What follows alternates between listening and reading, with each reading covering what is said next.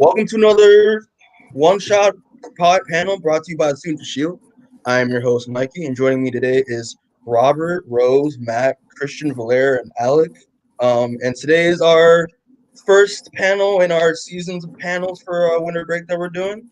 And today we're talking about as seen of the title of this video, it is talking about the future of the MCU, Phase 4 and beyond. Obviously, originally my plan for this podcast was to just talk about what we knew of from Phase 4 and just theorize. But obviously we got those announcements from the Disney Plus Investors Day like around a week or two ago. So yeah, we'll be talking about those as well. First off, thank y'all for coming. I really appreciate it. So it's gonna be a good discussion. So let's get into it. So we're gonna talk about everything in order from the timeline. It's gonna be kind of tricky with the to be announced stuff because those really don't really have dates. So we're just gonna start off from the beginning of what we know. So obviously we're getting WandaVision. So any of y'all thoughts on the WandaVision show? I don't know who wants to start. I'm super excited for WandaVision. I think it out of all the shows, it's the one I'm most interested in because one, the WandaVision love plotline is kind of insane, and I'm very interested to see how they do it. And two, I'd be really interested to see if, like, from some of the promotional material, I don't know, like, you can't adapt a lot of it, but I think they might take some notes from the Vision comic by Tom King, and that is a phenomenal comic book. Yeah. I was thinking the same thing. I'm really excited for this. I think this is probably the Disney Plus show that I'm most excited for. It's probably WandaVision. I think it looks really promising. I'm only watching it just because we're getting Monica Rambeau, and yeah, I love. I didn't even realize that first. I realized reading up on it. I didn't know this. Yeah. Who's? I'm trying to think. Who's in the cast for it? Well, obviously Elizabeth Olsen, Paul Bettany, of course, Tiana Parrish, who was in Dear White People, which I know her from the movie. And like Chirac, yeah, she's playing Monica Rambeau, and Catherine Hahn is playing. Her title is just called The Neighbor, but I don't know. They might reveal who she is like later on, but yeah, I'm excited for it. I mean, I think because we're gonna get sword from it, because I think I saw some sword patches on some of the agents in the trailer. So yeah, it's good stuff. I mean, and obviously, most importantly, we're getting the twins, and that's all I need, twins. Yeah. I feel like a thread of this whole podcast will be laying out all the characters they're going to introduce that will be the Young Avengers. Yeah, which is like, that's what I'm most excited for because they're sprinkling in characters for Young Avengers, and I can't wait for it, man. The one neighbor's Agnes. I think Agnes is also the name of the witch who trained Wanda in the comics.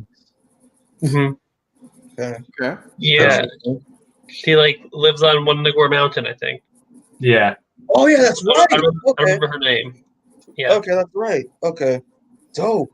Okay. Yeah, I mean, and I like the whole small town vibe. I like how they're homaging the different eras of sitcoms.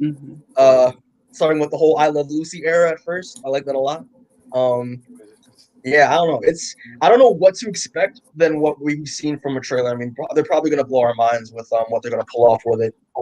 Yeah, I think it's gonna be a bit crazy. I think it may be hard to give a satisfying resolution. Obviously, can't say until I watch it, but if it's gonna be weird, trippy, crazy things, are hard to give satisfying resolutions. It's what? It's 8 episodes. Is that what they said? Yeah, I think so. 8 or I don't know. I mean, I don't know when it comes out. It's soon, right? It's like next month. January 15th. January. So Okay. Okay. Damn, that's soon. All right. Now the conversation is getting high. We have a review plan for it as a part of our season of panels as well. So we're going to be covering that as well when that happens. But yeah, it's soon, really soon. Yeah, it's going to be 6 episodes. It seems really. Yeah, it seems like most of them are going to be 6 episodes. The shows, except What If will be 10, right? And that's pretty different from the rest. Like an hour Okay. each or 30 minutes? I don't think it says. It has to be an hour. 30 minutes each is way too short. I mean, Well, it could be for what kind it's of worth, like I'd rather have 6 really good episodes than 10 Yeah. mediocre ones. You know? Yeah. Yeah. For 13 mediocre ones. Yeah. Any theories that anyone has for the show, like what we can expect? I mean, I have one theory that I'm pretty proud of. So What's Evan Peters okay? is Say in it. this. Yeah, Evan please. Peters is in this. Share. So I remember seeing an early synopsis like a year ago of like the show when after it was being written and they were casting. They said that one of the sitcoms, which I don't know if it was the I Love Lucy one or like the '80s sitcom that they're doing. They said that it's gonna have essentially like the husband, wife, so WandaVision, the twins, and then the lazy uncle that sits down and just lives off their couch. And I'm thinking that Evan Peters is gonna play Quicksilver from the Fox version. Okay. They can do it. Wait, will the lazy uncle be Wonder Man? Nah. They That'd can't be wild, but because Vision's origin is different. They can't. Wonder Man wouldn't make sense. I know, but yeah. Doesn't mean they can't play around with it too. So thing. I hope Wanda's whole thing is rewriting reality, so it's all. Why not bring the Fox version of Quicksilver then? If she can rewrite reality, then Yeah. Or have it be where Wanda actually sees regular Aaron Taylor Johnson Pietro, and then it like glitches and turns into Evan Peters or something. Like that. Yeah, she didn't sign the contract. contract. To be like, whoa. Yeah. Having like different versions of people show up. That'd be cool. See? Cool. Oh my god, I'm getting excited. Like, my theory is that like either Evan Peters is playing Quicksilver or he's playing like I would think he would be a pretty good Mephisto. I think Mephisto. I want an old person from Mephisto. I don't know. When I think of like Devil, I think like. Like the one from Ghost Rider. Oh yeah, that one. Yes. I literally don't remember anything about Ghost Rider except Nick Cage was it. Dude. I think the natural stuff is being saved for Doctor Strange too, and with the WandaVision, it's more of her. I don't. Well, yes, it's science fiction is her powers. So like it seems with Marvel is like, especially about the Phase 4, is they're like evolving their genres a little bit. One, because I think Feige said it's 8 episodes of wacky, it's weirdness. A certain episode is from the 50s, it's like another is from the 60s, and so it seems like genres are like, it's kind of like if each episode seems like it's going to be like unique, its own little like story. Yeah. I like that feeling to it. Like it starts out very vanilla, like a 50s sitcom where it's very tame, just eases you in, and then as it goes on, it starts spiraling out of freaking control. Yeah, and it has like it starts and you're like something feels uneasy and it's off and like there's horrible stuff underneath the surface, just like the actual 1950s in America. Yeah. Exactly. Final episode conveniently takes place. It's in the 2010s. It's when stuff all falls apart. Mm-hmm. That's actually pretty cool. And I'm also, sorry, what was the release date again? I need to write this down on my calendar. I think it's January 15th. January 15th. That's my new birthday. Also, like, Park is coming back as Agent Jimmy Wong. I think his name is. It's Woo. It's Jimmy Woo from Ant-Man. Ant-Man? Yeah, so I think he's going to be our introduction to S.H.I.E.L.D. maybe? I don't know. If they have S.W.O.R.D, that brings in, what's her name? Brand? Yeah. Green hair, and she bangs Beast, and that's how you get the X-Men. It's I think it's the character coming back is the cat but it's from Thor. I forget her name. Kat Dennings character. Yeah. Darcy Lewis. What is her name? Darcy. Yeah. She was in the trailer, huh? Yeah. Darcy. That's her name. That's weird. That's a weird choice. Yeah. It is. Yeah, well, I didn't even realize Monica Rambeau. I'm excited for Monica Rambeau, OG female Captain Marvel. Word. That's why I guess like some weird. I bet like something's gonna happen and she's gonna get powers, right? Thing is, from what it seems like from the trailer, which I'll play in a bit, she doesn't seem to have her powers right now. Actually, she doesn't even know who she is. So, Well, yeah. Oh, What do yeah. you mean you'll play in a bit? I'll screen share it and we'll watch it. I don't know how well it's gonna work. What do you mean? I don't know how well it's gonna work. You can try me it and out. OG did it when we were looking at The Boys, so it worked pretty well. Yeah. As long as you keep it on a low quality rate, we'll be all right. Yeah. We can compromise. Yeah, but yeah, she doesn't have any memory of who she is, and she doesn't seem like she has any powers, or if she does, she doesn't know that she has powers. So Well, I feel like she'll gain powers in the show. yeah, I don't know if I was expecting her to gain powers the same way that like Carol did, but like I don't know. I don't even remember how Carol gained her powers. Captain Marvel is kind of blurred in my mind. Based on Marvel gained her powers by absorbing powers from the shit. What's it called? Space Force? It was the engine that the scroll Kree were making. Yeah, the Kree. Oh, Marvel. Marvel. Sorry, Yeah. Marvel. Yeah. I should remember this. I watched this. I watched it like as soon as I got. I watched Captain Marvel as soon as I got home from break.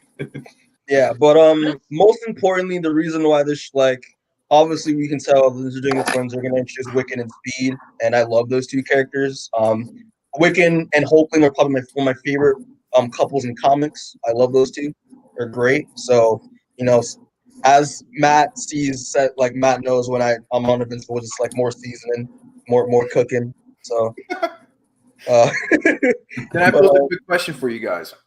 Yeah. So on a more story basis, since it's going to be 8 episodes, besides the introduction of characters, what do you feel like is going to happen between Wanda and Vision? Oh, it's 6 episodes, but 6 episodes.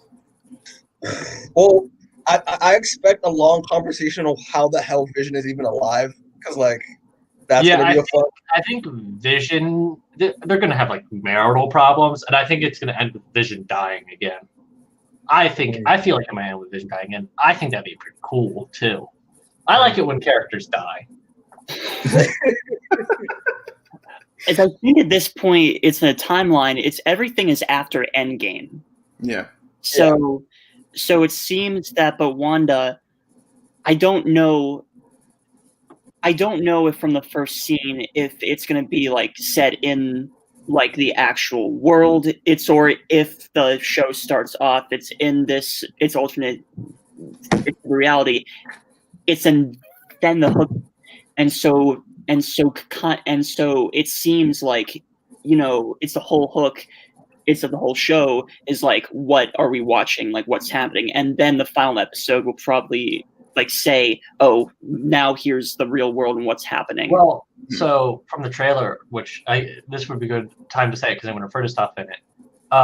They show scenes of the people all around the like what's happening. So I feel like it's going to be a localized event. Like she's gone to some town and warped reality around it, and so there's probably going to be like classic like military guys and a perimeter around it, and you'll be seeing the world. So it'll probably have like scenes showing the world around it. That's interesting. It's kind of like yeah, and I don't know how I feel about that because I like your idea more, where we don't really have a good idea of what's happening outside. Tracking this for 6 episodes, but with them, like watching them, it's Okay. And just to talk about that scene that Robert said, like if you actually like pay attention, pause that scene where the woman is hanging up her laundry on like the clothing rack on the line. She's actually crying, so like she's tearing up. So like Wanda's like actually torturing these people and doesn't even know it. So these probably are actually like legitimate civilians that she's actually like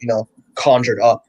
So yeah, it's more something, but I can't for the life of me place it. Also, I keep going in and out of focus. You might have to turn on a light or something just to give it that depth. I'm gonna actually screen share the trailer real quick, but I'm not gonna play it yet. Yeah, it's the show is gonna be interesting, and also they showed the mind gem near the end, so I'm wondering what that entails as well. So any thoughts before we watch the trailer for it? The only actually, let me see. I'm gonna wait till after because I have like two different distinctions from what might happen. I'm gonna look out for the shield patches. I mean sword patches, because sword's cool. Got it. All right, yeah, for sure. All right, so what's good?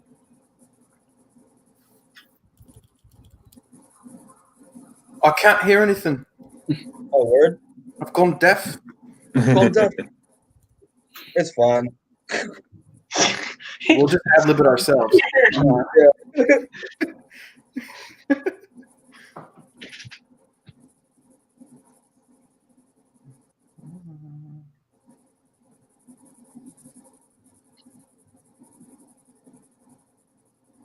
Yeah, it's really cool. How many references do you think they're gonna make to Full House and the Olsen twins?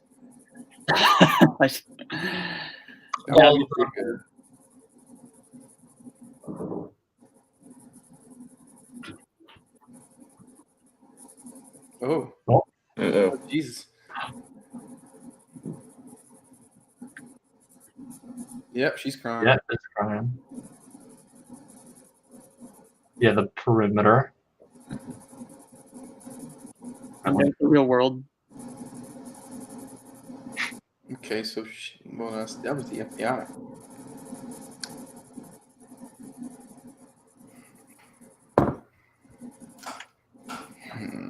Really? Huh. So maybe it's like Mikey, what was that event that Nick Spencer did? Pleasant Hill? Wasn't hit. Oh, I mean like the shit. When Marie Held mind wiped all the like criminals and made them live in Yeah. that town. Yeah. Maybe I forgot. it's something like that, where they've got her. I don't know. I don't. What? Yeah, Like, I know do what you you're think they're doing it to her? Like they've trapped her? Like someone's trapped her? That's what I was I think thinking. someone's trapped probably everybody here. I was feel thinking I'm sorry. It's sorry. It's okay. I feel like when I watched the trailer, it was. I definitely do remember it kind of implied that they were trapped there by someone, but it could be the assumptions of the characters themselves, not what actually. I don't know. I feel like that. I feel like that was something that was like said, or I don't. No, I agree. I feel like it's something like that. It's either because of the perimeter and like the people being trapped and stuff. I'm thinking like, okay, we've seen her powers kind of restricted before when she was in the raft, and she's already been somewhat proven to be somewhat of a danger to herself and people around her. And I'm thinking, okay, so if we're talking sword here, if sword's somehow related to this, then I could believe that they might have some sort of tag to be like, yeah, she's dangerous. Let's just keep her here in this box and make her like her wildest dreams, just like some Black Mirror kind of episode. Just keep her happy in this box until shit unravels by itself. Yeah, and fuck all the people who get trapped in the box. Like, they might be figments of her imagination that are just constantly on repeat too. Maybe. That glitchy kind of effect it's making me think like, somebody has her contained in something, or she's the one doing it. That part with Monica Rambeau, I realized why you can hear because I didn't share the audio. I was being an idiot, but she literally was just like, like she said, hey Juan, what's up? And then that glitch happened. She's like, who are you? He's like, oh, I don't know. And they start like glitching to happy again because they're trying to realize they're about to snap out of it. And then the force at play, whether I think it's Wanda or Mephisto, I don't know. They're just like, oh no, back to happy again. Like, what are you doing?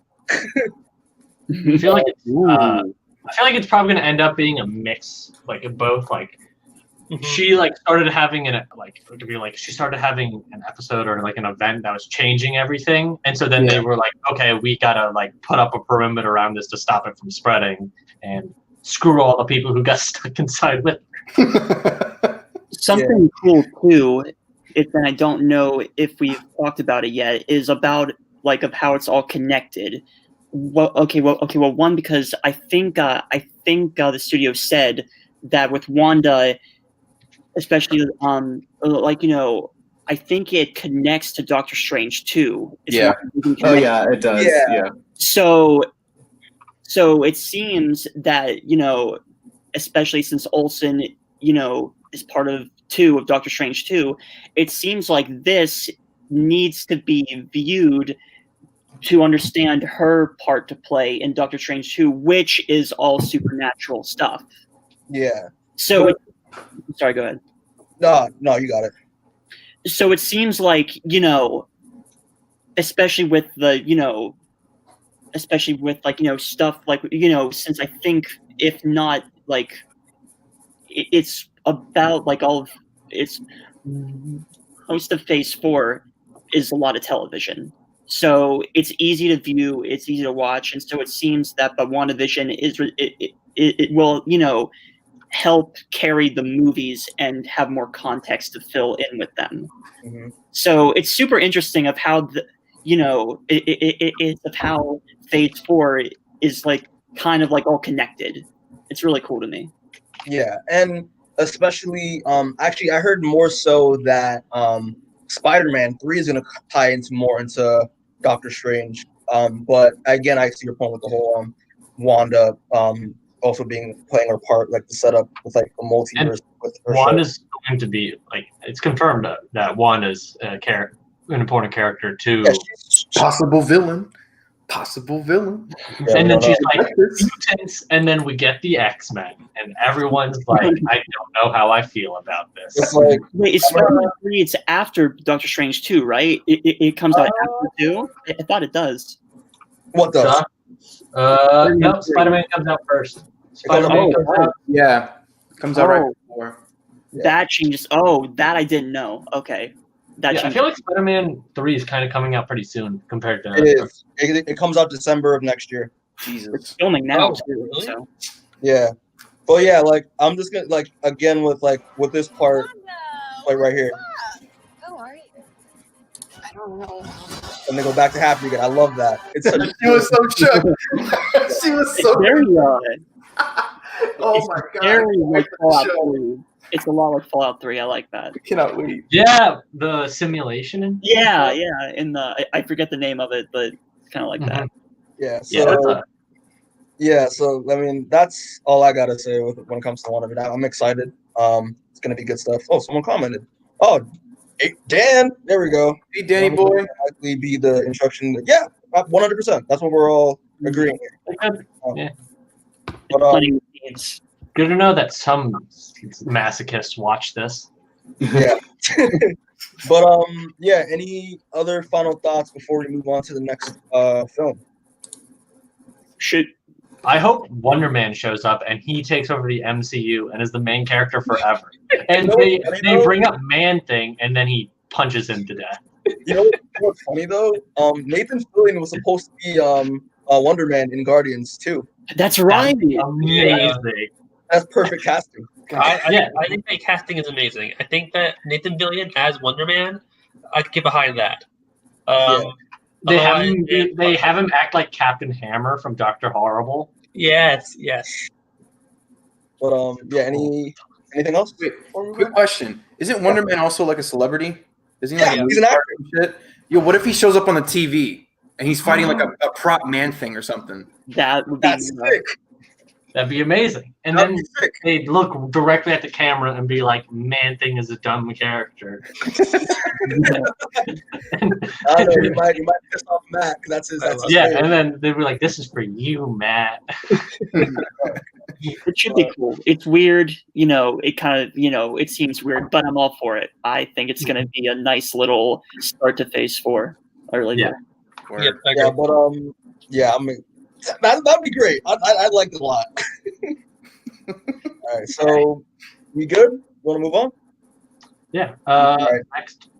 Dope. So next film is The Falcon and the Winter Soldier. Well, the TV series. Yeah. Should we start with the trailer, maybe? Yeah, sure. Let's do that. Yeah, I already have it pulled up. Yeah, but I am also very excited because I know who they're setting up for this, and I'm oh god, yeah, can't wait. Get your hopes up, Mikey. Huh? Get your hopes up. We don't know if we're positive. Oh, dude! I have no idea what you're talking about right now. Unless he's been cast, I don't know about it. I'll explain. Don't worry. All right, so let's see as try. much dark as possible. The legacy of that shield is complicated. Frozen. Oh, yeah, you're good. The world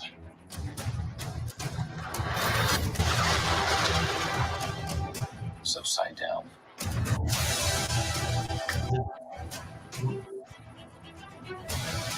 People need something to get behind.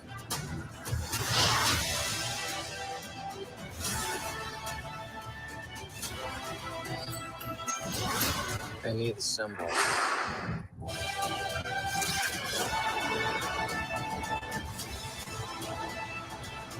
So what's our plan?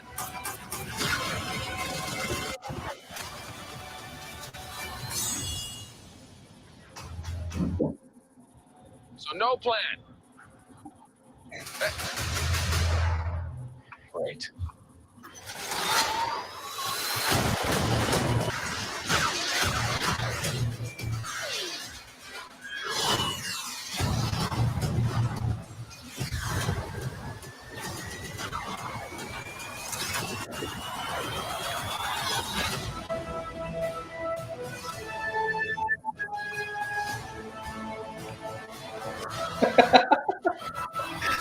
What's going on in that cyborg brain of yours? You don't want to know. Oh, yeah, I can see it working. Gears turning. Oh, they're malfunctioning. They're on fire.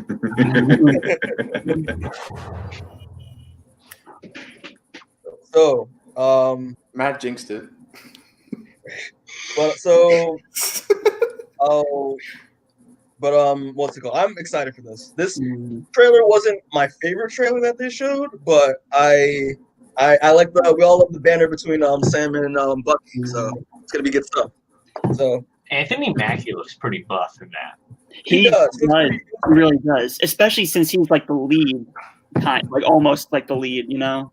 It's even like Winter Soldier looks like a bit of a scrawny nerd compared to them. Yeah. It's the Buffy. It's the thick wingsuit. That's what it is. Well, like Bucky probably doesn't do anything. Like he just has the robot arm to do everything for him. He doesn't exercise anymore. He's gonna atrophy. Something cool that I've noticed is like it. I think the Feige said it's. I think he said it's. He said of how it's a movie split into 6 episodes, which I found super intriguing. Mm-hmm. So I don't know if that means like they shot it. It's kind of like a movie, except it's split up. It's kind of 6 parts. I don't know if they filmed it a different way, but something about it's it's more it's structured not like but WandaVision. It's a adventure show is what it is, and so I found that of how it's being marketed, it's kind of like a movie split up in 6 episodes was really interesting to me. Yeah. What do do with that? Please, Mikey. I'm sorry. I didn't mean to. No, it's all good. I'm excited because one thing I wish we actually got a glimpse of is that the fact that we're getting John Walker, the U.S. agent, showing up in this show. Played by I think you see him running on the football field. Yeah, but that's the same thing we got. That was the same thing we got when they did the whole Disney Plus Marvel show announcement. I wanted an actual a different scene with him. But he's being played by Wyatt Russell. Russell's son. Yeah. And dude, I'm excited for that because racist Captain America. That's basically what he is. Oh no! I hope he gets his ass kicked. Yeah. That's gonna be interesting, and I like the whole parade that they throw for him. I wish we got a more accurate costume to the whole black and white. I like that look, but I mean, I'm kind of digging the whole variation of the Captain America outfit. It's still the whole red, white, and blue, but with the U.S. agent insignia instead, and different stuff they tweaked. But yeah, that's gonna be interesting. Because the whole point of the show is Sam, Steve gave Sam his blessing to be Cap, but the government don't want him to be Cap. I mean, clearly because he's a black man, but I wonder, like, there's a lot of potential for like a message about how America is, like historical racism. I hope so. I hope But so. it's also Disney, and so I think they're always going to be limiting how much they're going in on like social progression and stuff. It could definitely be like a story of legacy, but then like sprinkled in with the details could be something about like legacy and like racism and stuff like that. Like they're not gonna pour like it down your throat, but they're gonna sprinkle some of it in there. I could see that going down. It's gonna be like that meme that was going around a few years ago. Yeah, exactly. One thing I'm excited for, especially about this show, is like how they explain how the whole planet is starting. It's to adjust. It's after the blip, like how the world starts to turn back to normal. I don't know how far ahead it is after Endgame, but I am excited to see like how they show the government coming back from the blip. Because Far From Home was kind of like half the world was gone for 5 years, and now they're suddenly back. The world's good enough to go on vacation in Italy. Everything's fine. Which is like, no, the world should be on fire. The world should have been on fire for 5 years, and it should be on more fire now. Hopefully we see some of that in this. You know what I mean? Yeah. Like, hopefully, like the government's like, we need a super soldier. Exactly. Like, we need to like have people on our side, almost on some martial law kind of shit, where it's like, look, we're gonna need some people to be like, it's Captain America. Yeah, okay. Yeah, and oh my Lord. And there's gonna be obviously a thing that we knew this when almost like months ago, but the fact that we're getting Baron Zemo's returning, but he's actually gonna look like Zemo now. Y'all. Is that? I didn't even know that he was gonna look like Zemo. Yeah, they showed him in a little brief preview of him wearing the actual full mask and everything. It was at the end of the teaser, wasn't it? Are you gonna have him like glued to his face or whatever? I don't think so. No. It's like a red. I'm the glue Nazi. That was basically him in the comics, right? Basically. And the Baron Carter on my face, but I had it glued and I can't remove it. Zemo. Here's that U.S. agent. Missing part December 16th. Sharon Carter is also coming back too. Is she? Yeah, she is. Wow. It's Emily. She's gonna be like, I remember Captain America for trying to have sex with me because my aunt was dead. That's wild. And the thing is, like, I feel like I'm glad she's coming back because they kind of did her dirty in Civil War because like in like the promotional material and stuff, and such like in the toys, like she was supposed to fight alongside Cap. Yeah. I agree. She was like a plot point of anything. She helped move the thing along. Oh hey, I found pictures of Winter Soldier. I think Screen share it if you want. I'll pull it up. It's here. Time to shine. It's a TV show. You know what I mean? Exactly. So give a little pure justice. So the bad guys are gonna be, besides, I didn't know it's gonna be like Flag Smasher. So I had to read up on since they're gonna. I don't know who Flag Smasher is, so that's a new. They're anarchists. They're anti-patriots and anti-nationalists. But here's the thing: with like how we are as a country right now, I'd probably be on the side of the Flag Smashers team. I think like I feel like if they just be like, these people hate America, they're villains, I don't think it'll resonate too well with a lot of people. Especially the kind of people who, it'd be weird having like, but since they're having racist Captain America, U.S. agent, I feel like there'll probably be like a balance, make them like good ideas, sympathetic, or at least I hope they will. I just hope I hope it's not a physical battle of ideals. I hope it's more something like more nuanced. That like, I beat you because I'm stronger. It's like, all right, so you're smarter. No, I hope that's not the case. Yeah, it's not Rocky IV where you. Yeah, basically. I'm looking on the Wikipedia, and this dude looks like that cartoon dude that was like that's like, I don't know. Adult Swim has like a parody of the show. It's like a late night. Whatever. I can't think of the name. I think it's like Ghost. Face Ghost. I think so. That sounds right. Yeah, Flag Smasher does look like Space Ghost. Space Ghost, not Face Ghost. Okay, I can hear things. Chris, do you have that picture of U.S. agent? I have to go to the restroom. I'll be back very quickly. Okay, that's cool. But so, does anyone have any theories of what that we can expect from Falcon and Winter Soldier? Matt knows where I'm gonna go. So like, but yeah. Hey, Mikey, Patriot? So my theory, I mean, this show's gonna introduce Patriot, Eli Bradley, who was one of my favorite characters in Wait, comics. do we know that for a fact, or just Listen, guessing? when we hear Sam Wilson say the history of that shield is complicated, that's obviously implying Isaiah Bradley, the first Captain America. Okay. Which is in this series known as Truth, which is the story of Isaiah Bradley and how if people who don't know, Truth is essentially about Isaiah Bradley, the Captain America before Steve Rogers, and it is a commentary on the syphilis Tuskegee experiments that happened before World War II. But they just did a more comic book version and said they were just testing the super soldier serum on black men without them knowing. And he became a Cap, and he got a more unstable version, so his body essentially deteriorated over time, as well as his mind. Kind of like a more like super soldiery form of like Alzheimer's in a way. Eli Bradley is the grandson of Isaiah Bradley and is known as Patriot in the Young Avengers team in the first run. And I feel like they're going to use this to introduce this character because he's dope. I think it'd be really cool if they did. I'm not gonna get my hopes up, but Ryan Coogler wanted Patriot in Black Panther at first, but obviously it didn't happen. But yeah, I don't want to get my hopes up yet, Matt. But I'm hoping because like we need more like black characters like in this Marvel thing. Like seriously, and more seasoning for an Avengers. So that's all I'm saying.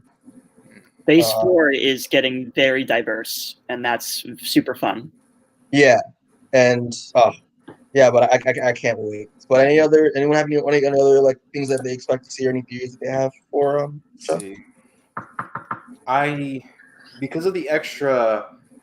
because of a lot more time to fill out characters with more detail to them, I'm hoping a lot that Winter Soldier isn't a one-note character, you know? Because to an extent, we kind of got his story already, but what else is there?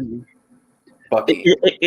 Well, I think that like the heart of the show is the chemistry with Bucky and Sam.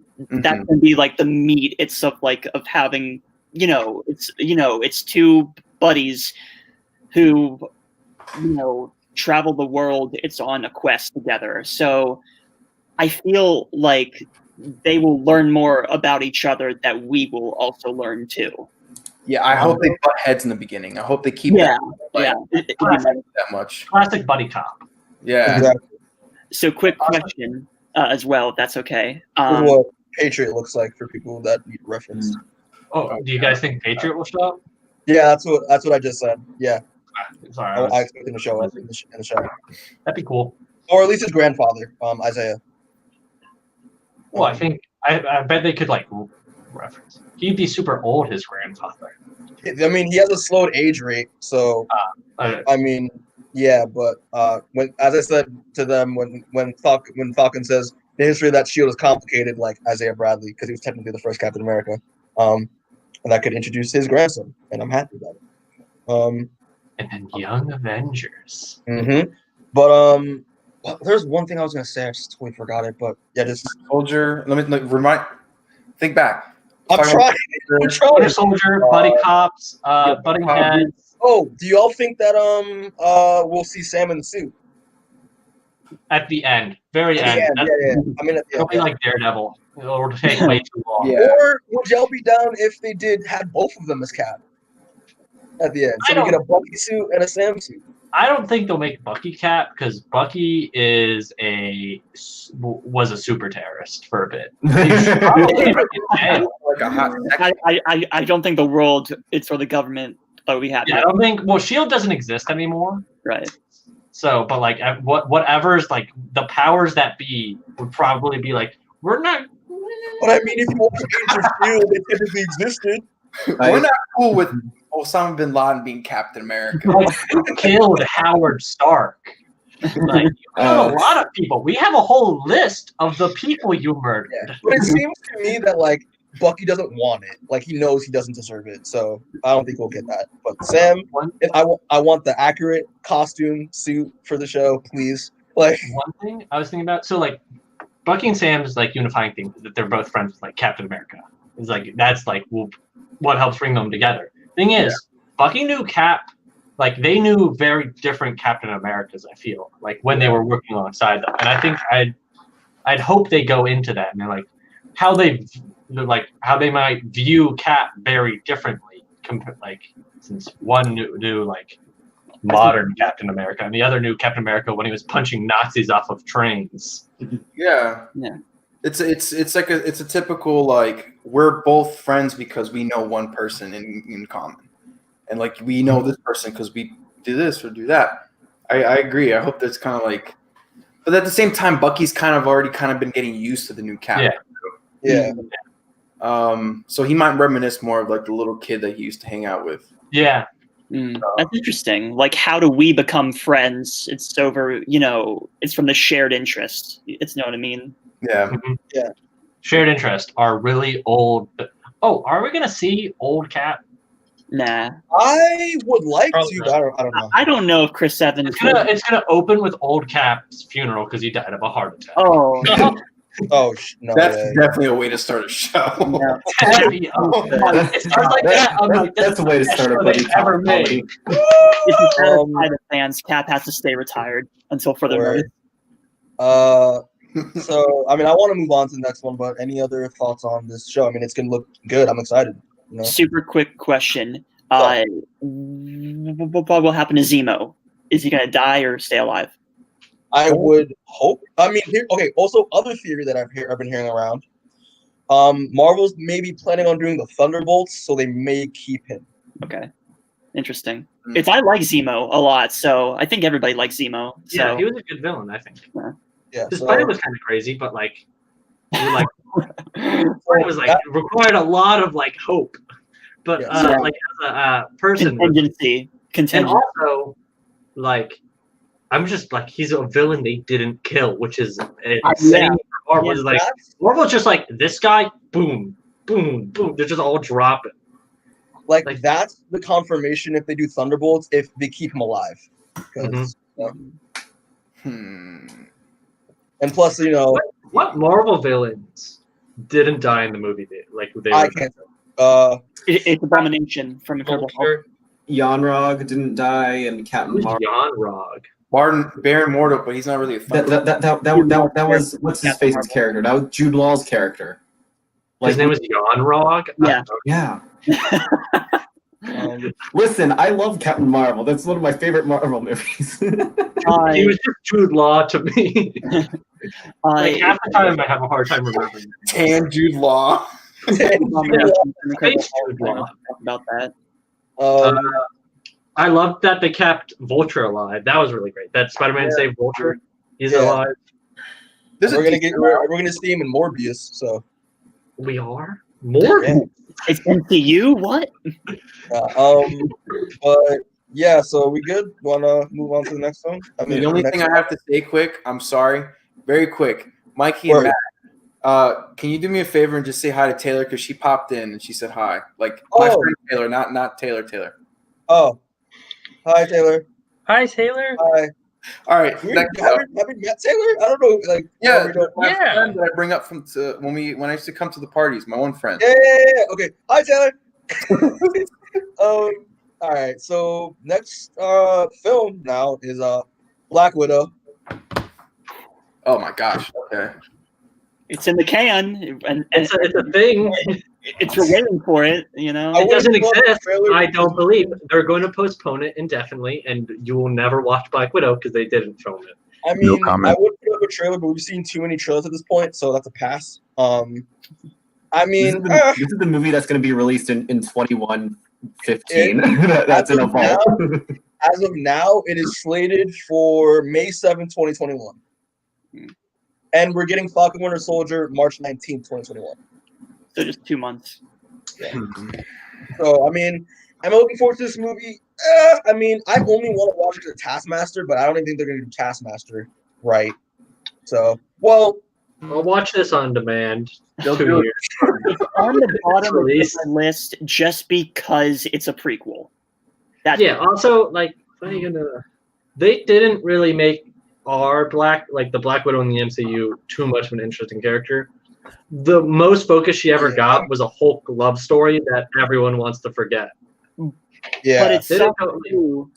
Except to me, it sucks how Scarlett is now getting her own movie, and Yeah. Which I feel like You they should have waited done way this too years long. ago. I know it's long overdue. It's kind of like Solo a little bit, but Yeah.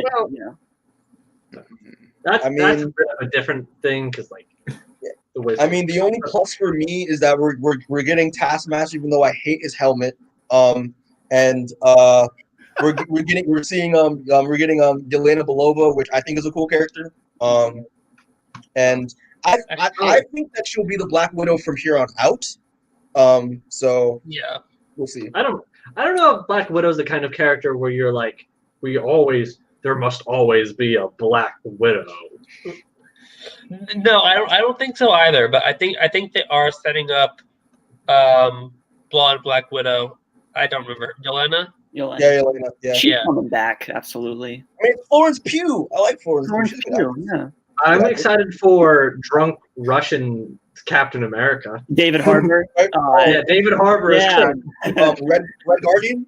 That's his. That's yeah, his name? yeah. And then next, listen, they're gonna have to. They need to introduce Captain Britain. They need to introduce whatever Captain Canada's Britain. version is. They need to introduce all of the different countries' copies of I Captain would America. actually fuck with a Captain Britain. I'm not gonna lie. Wasn't If you- Captain Britain isn't that Captain Britain the what if Peggy? Yeah, yeah. Yeah, well, Yeah. which we will get to. But I mean, I want like a Brian Braddock. I'm gonna imagine Captain Britain. it's gonna be very different from comic Captain Britain, who's a cosmic, multi-dimensional defender of like the I feel like they'll go the Ultimate Universe route if they did a Captain Britain, where he just has like a suit that like gives him powers. That's We're what not gonna do he works for fucking Albion and he's like knows Yeah, Merlin and shit. yeah. We don't have to get into it, but yeah, for Black Widow, I mean, if it comes out, it comes out. I mean, we don't really have that many high expectations for it. comes out. Yeah, I mean, Taskmaster, only reason why I'm watching it, and Florence Pugh. I would say, depending on how Wonder Woman does, Marvel might look at it and say, like, okay, let's do theaters or let's just do on demand.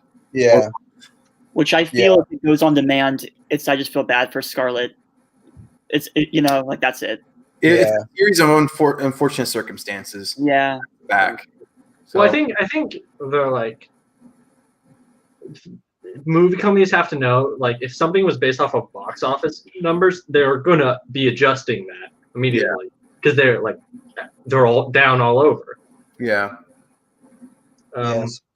I mean, I don't know. I just don't have any really thoughts on this. Just Taskmaster and Florence Pugh. That's it. They're cool. I get it. 25 minutes I get it. on You the want two shows. Taskmaster. This movie, none, no thoughts. Next. Good Can I empty. ask you a question Yeah, what's up?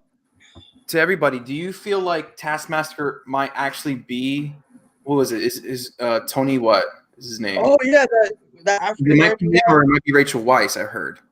Like Nah, Rachel Weisz is playing like the mother figure of like Black Widow, but there's an African American dude. I don't know the actor. I don't remember the name, but people think he's Taskmaster, but like we haven't seen him in any trailers or anything. So that's probably it. because I heard a lot of that. I feel like for Black Widow, for it being a prequel / jumping back and forth, I heard it was it's partially constrained. What is it? How is it? It's not going to do the thing where it's like, okay, we're in the past, so we have to link every other situation that happened in the past to make everything make sense. It might do those like, okay, it's in the past, but this is off somewhere else, so we can do whatever the hell we want. Kind of situation. I hope it's one of those. it's showing what she like. It's showing like her story. It's after Civil War of like the stuff that she's been up to, and so like apparently, I think I heard somewhere that the movie will give reason as to why, Nat made that sacrifice in Endgame. Yeah. So that should be interesting, of how we see her mindset at the time, like in hiding. So I think that will be cool to see. Yeah, I would appreciate that. Okay, yeah, I actually like that angle. Okay. I won't lie. Half the time, I forget that she died in Endgame. Yeah. So much fucking happened in Endgame. And I was not halfway through. I was like, where's the exit? Why am I sitting here? That's for another time. Yeah. So are we good? I just don't want to move on. Yes, please. Yeah. Unless you want to bring up how you're excited to see Taskmaster one last time. Oh no, I'm hyped for Taskmaster. Mikey, What's up? level head, because you need to know that you probably won't get satisfied. Yeah, he's not going to be a cool-faced mercenary. D all the way to Z, but then you're going to get like A, and that's it. I just want Taskmaster so then he can be put in Moon Knight so then they can fight each other because I love that run of Moon. So anyway, to a surprising, like for me, this next film of this TV show, I was very shocked that I actually am excited for the show. But Loki.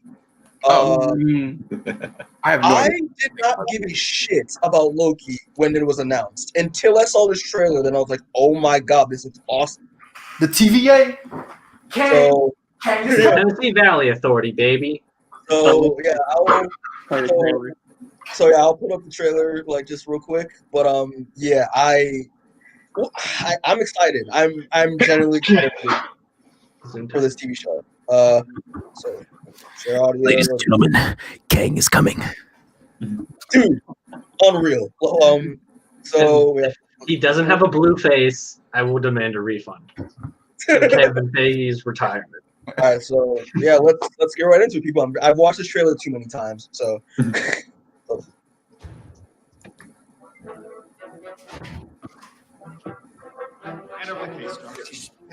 Get your hands off.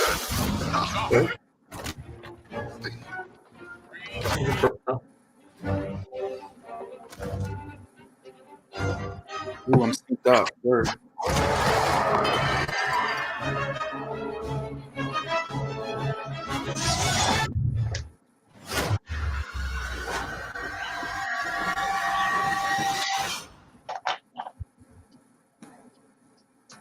I can't wait.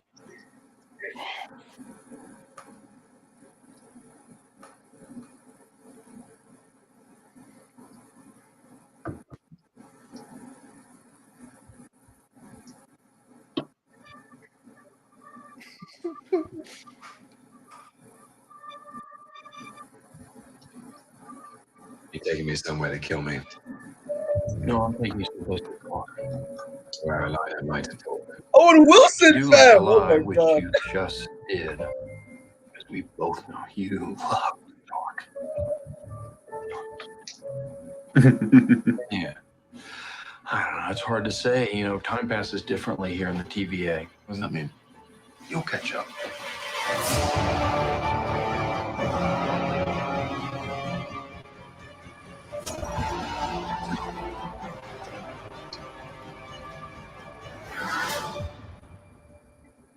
Glorious. Living tribunal.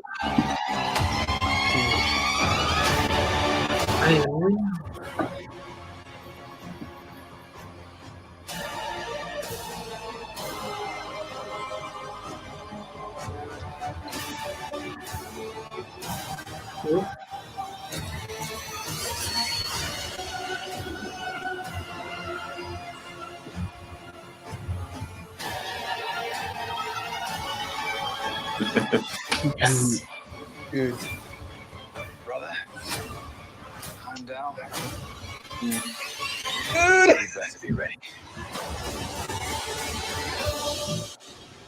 DB Cooper. DB Cooper!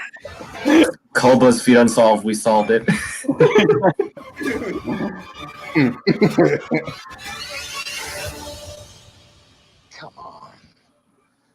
What did you expect?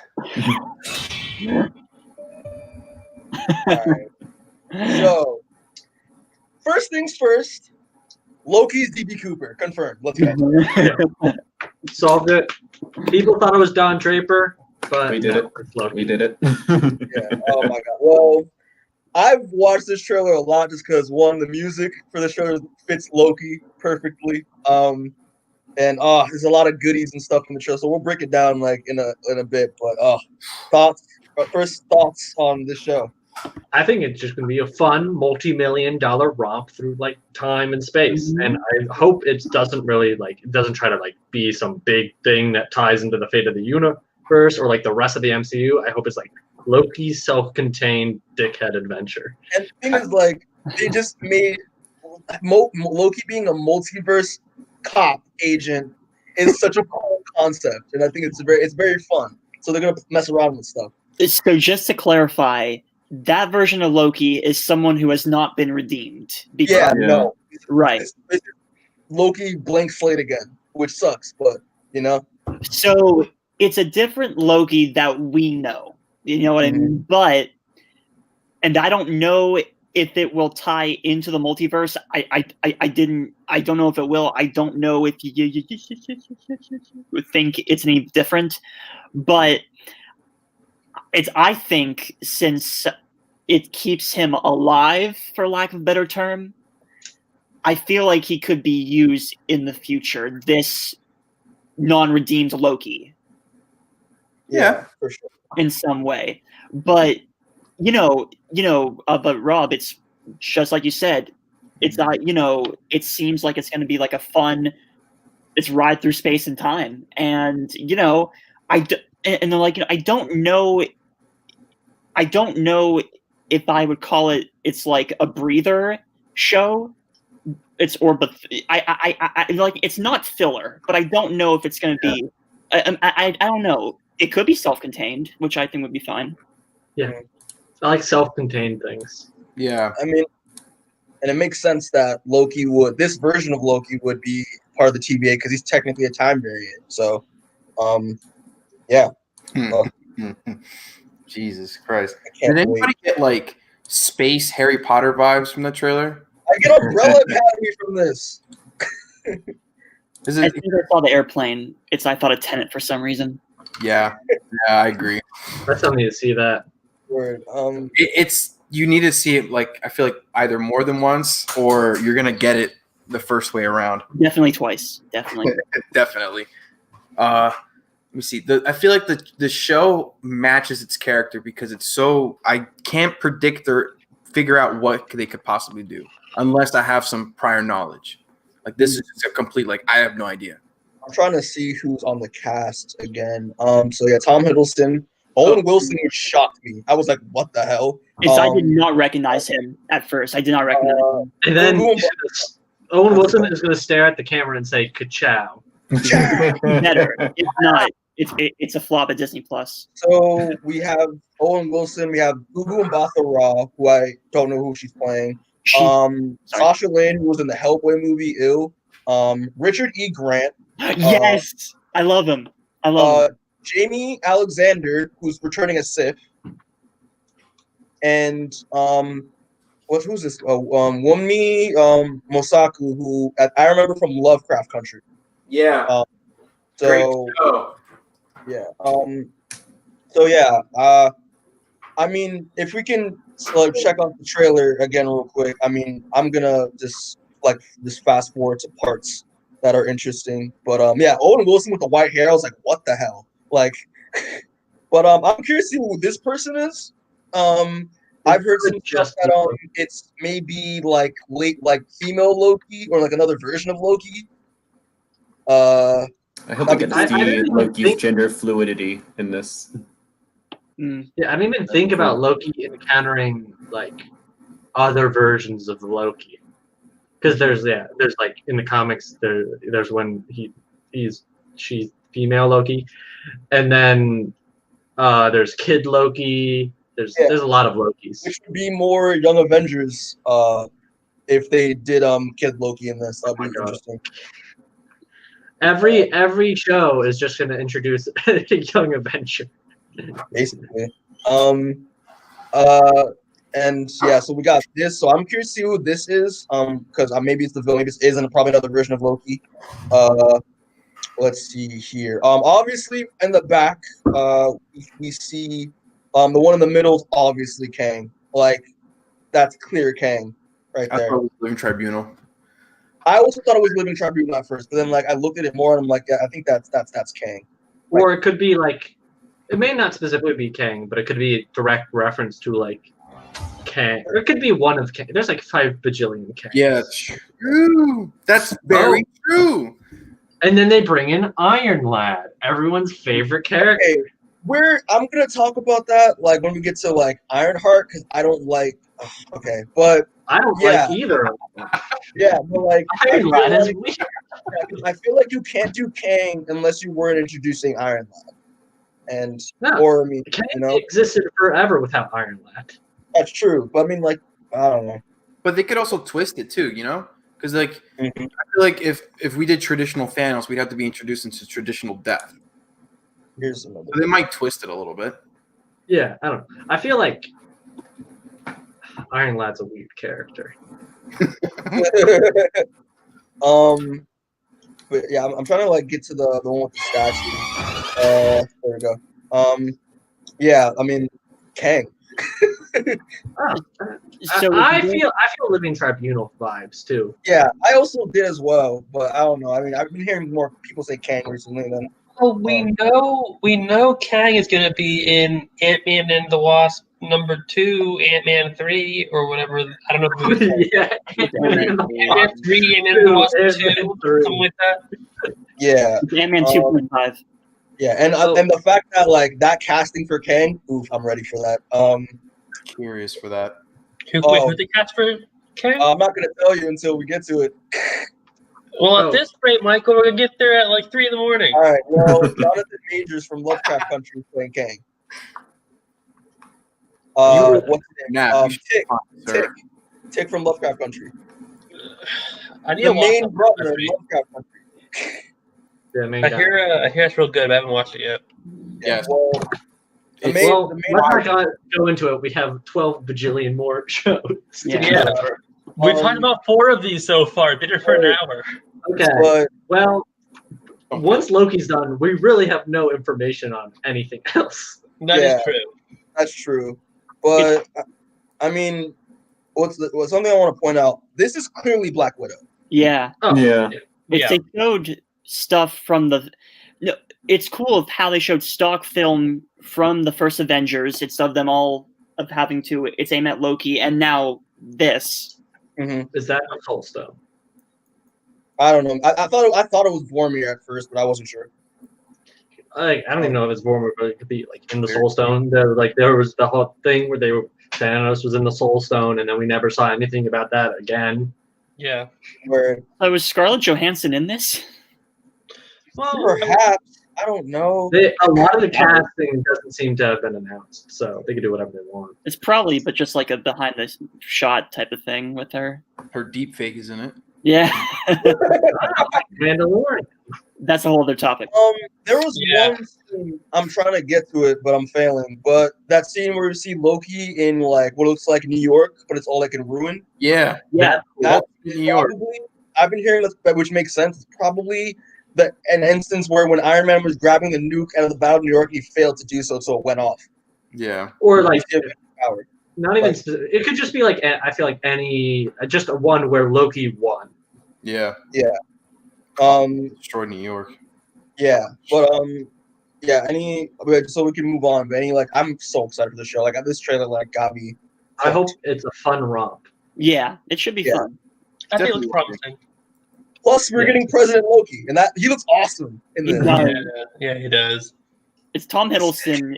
It's so cool. It's gonna, he's gonna chew the scenery with this. It's gonna be good. Yeah. Who are these Wolverines over here? That's Wolverine. Yeah, but I'm excited. and it's gonna be good. I gotta start reading the Loki series. I heard that series is pretty good. I heard that too. Yeah, but The Kieran Gillen one. yeah. Yeah, apparently it's really good. All right, Next. so to move on, Shang-Chi and Legend of the Ten Rings. Okay. Oh I'm- my gosh. I okay. hope it's a badass martial arts film, and if it's Okay, not, it will have wasted millions of dollars making nothing. You know what's funny though, right? Coincidentally, today Simu Liu dropped something for Shang-Chi, a little like fight test, and I have it up right now if y'all want to check it out. Mhm. All right, fuck it. Let's go. Listen, I think it's gonna be. Ip Man 5 is what I want to see. I want to see Ip Man 5 here. Listen, brother, I hear you, bro. From the looks of it, that's probably what we're gonna get. Wait, play it, please. I don't want Yeah, I'm you gonna play it right now. Hold on. Can you set it up? There we go. So Is there it's from watching posted it on all of his social media accounts. So Okay. I'll to put it up here. 2 hour Fight. Oh my gosh. Stop trying to hit me. No! Okay. See what you're doing? Going to the Matrix. All right, Morpheus. Let's dance. Oh god.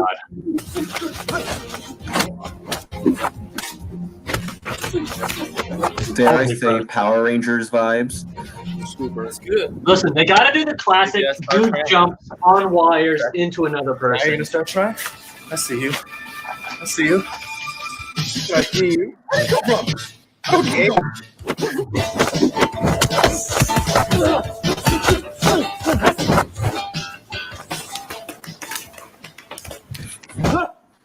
Oh my gosh. It was frozen 90% of the time for me, so I can't comment on how good this is. I'm rewatching. Give me a hot second. I'm gonna slide off the screen here. Come on, Small.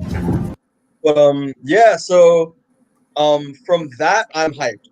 I hope the dialogue's better a bit, because like, come on, Morpheus is Nah, I mean, footage, from what I've researched about this tweet, this is obviously Simu Liu who's playing Shang-Chi, and like those are the guys I think who are in the stunt choreography department for the movie. So I'm expecting some Ip Man, some Raid, off the walls martial arts, and I am excited for it. It's cool. Again, like, it's just like I mentioned, Phase 4 is very diverse. And Yeah. so it's super cool, but that, like, it's other type of generations are seeping into this big cinematic universe. So I am optimistic about the movie, but I will hold off. It's my excitement until we see some actual footage. Yeah. yeah. I I know basically nothing about Shang-Chi too, except like he's in Hickman's Avengers. I and that's mean, it. just Shang-Chi, Master of Kung Fu, the best martial artist in the Marvel Universe. He's dope. That's it. He's just Bruce Lee on crack. But that's basically it with Shang-Chi. I was nervous with this film because I was thinking it was gonna have like a whole Mulan situation due to the like with Mulan, the whole writers being non-Asian and the director being non-Asian and the crew being non-Asian. The cast. But from what it looks like, we have a majority Asian cast, Asian director, screenwriter, with Jim Starlin also co-writing the film, which is interesting because he co-created the character. Jim Starlin is co-writing the film. Oh my gosh. Yeah, and so I thought now, James Cameron hated Marvel. yeah, so now seeing this little snippet of this fight test, I am even more excited because it's trying not to be Iron Fist. That's all I'm gonna say.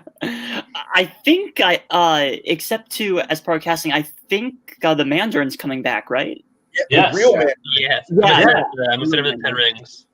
Yeah, I hope they kind of bring up how like they totally just dropped the Mandarin plotline in Iron Man. Like the first Iron Man, he's kidnapped by like one of the Mandarin's like people. He has one of the rings. Yeah, And Trevor. then like, the way I think they're gonna do it is in the comics. His dad, his name is Fu Manchu, which is a very like extremely racist looking character. So I think they're gonna make the Mandarin his father. I think they said that they are doing that. Okay.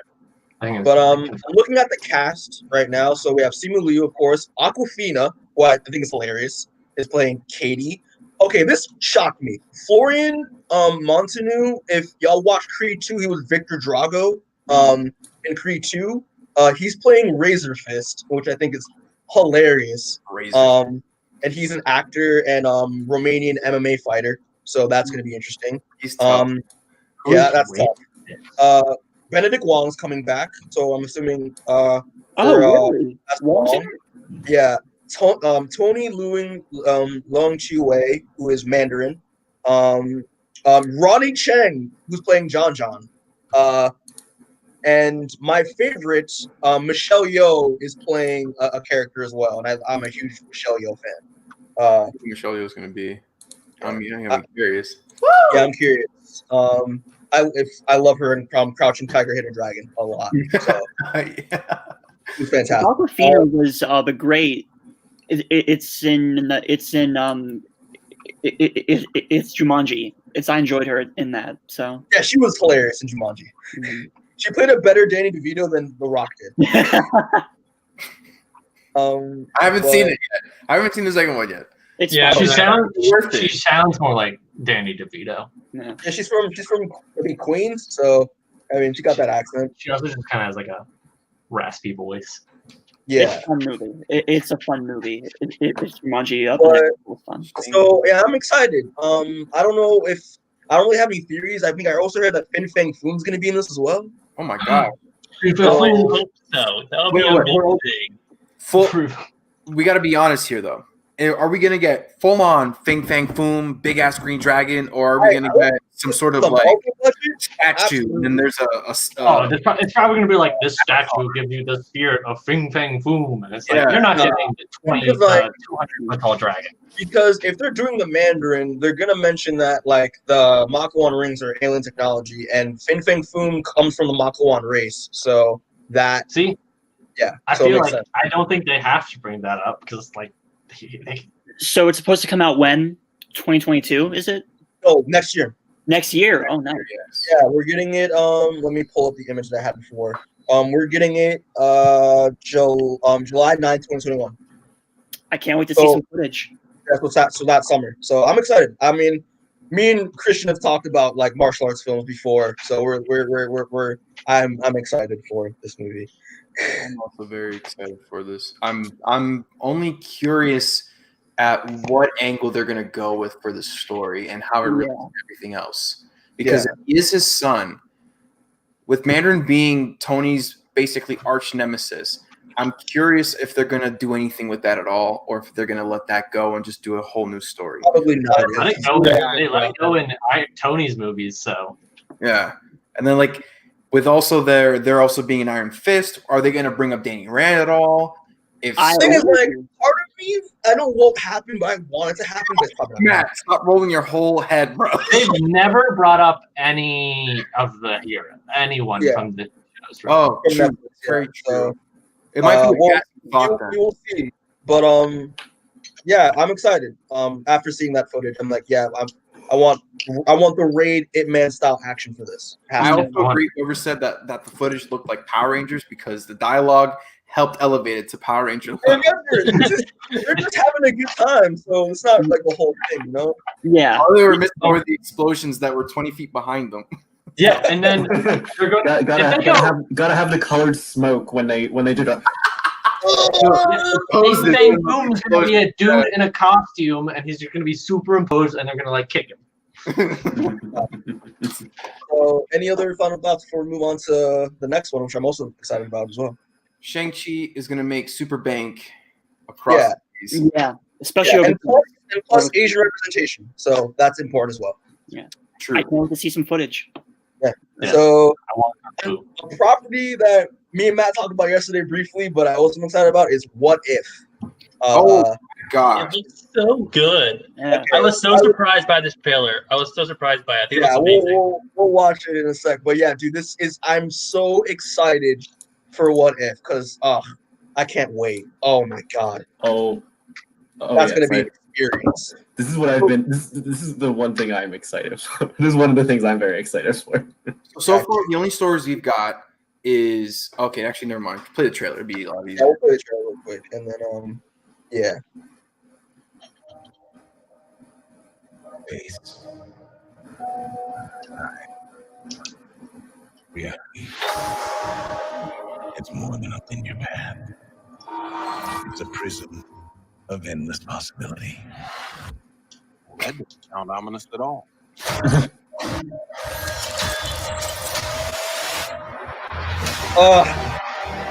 Reality. I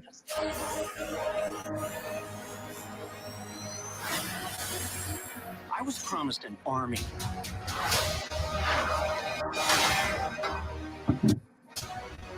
They didn't make her buff like a JoJo character. How dare? Oh, Jotaro. Oh, Jotaro. Oh. I'm sorry. Stuff anyway. Sounds fun. So why stop at one world when we can show you all of them?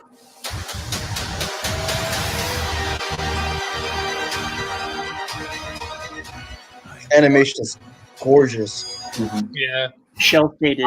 I don't actually really like the animation style. Really? I think it looks really cool. Follow me. Fair enough. I don't. It's the It's like,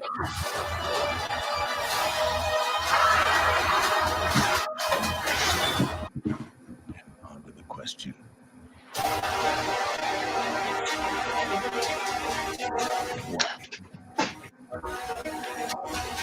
Give me the door.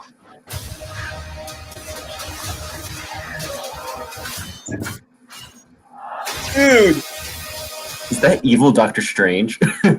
Yeah. I think so. Yeah. So from that trailer, guys, what do you any of what's first impressions, thoughts? I think it looks amazing. I'm so excited for the show in general. I think especially the Doctor Strange one, just because I think that's going to be visually so cool. Yeah. I think it's neat to see Uatu the Watcher. I think that's a nice touch. Jeffrey Wright is playing Uatu. Yeah. I don't know who that is. The He's Watcher. gonna be playing Gordon in the Batman. Okay. Yeah. They need to change Uatu's name. Uatu the Intervener. He's no longer. Get the fuck out of here. It's what? It's 22 episodes? Is that what they said? 22? Is that what they said? no, it is 10. I think it's 10. Oh, 10. Oh, I don't know how I got 22. From the looks of it, we're gonna get a lot of interesting stories. I mean, obviously we know the Dark Dimension Doctor Strange looks pretty cool.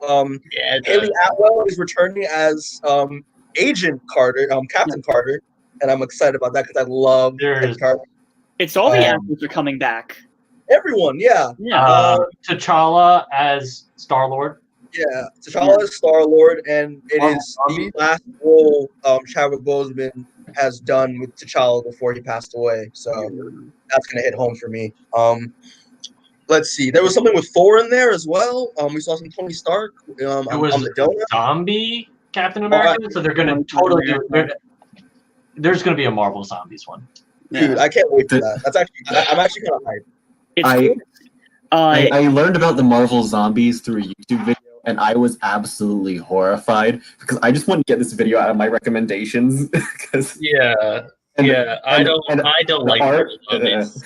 Marvel Zombies, like, I feel like they're from the looks of it, it's gonna be pretty different because, like, in the comics, they're like still sentient and they just eat people. But that was a completely like mindless zombie Captain America. T'Challa, Star-Lord right here. Look at her. Look at my girl. She looks really good. I can't wait, dude. Because I was a really big fan of Agent Carter. I loved that show. It was a really good show, and they just canceled it. I only watched the first season, but I liked it a lot. Yeah, and it kind of upsets me that they're not going to bring the show back because it's Haley Atwell deserves it. She deserves it. Like, I mean, they're Disney Plus now, so maybe they could. You know. Yeah, it's cool to see Yondu again. To me, it's cool to see like him back.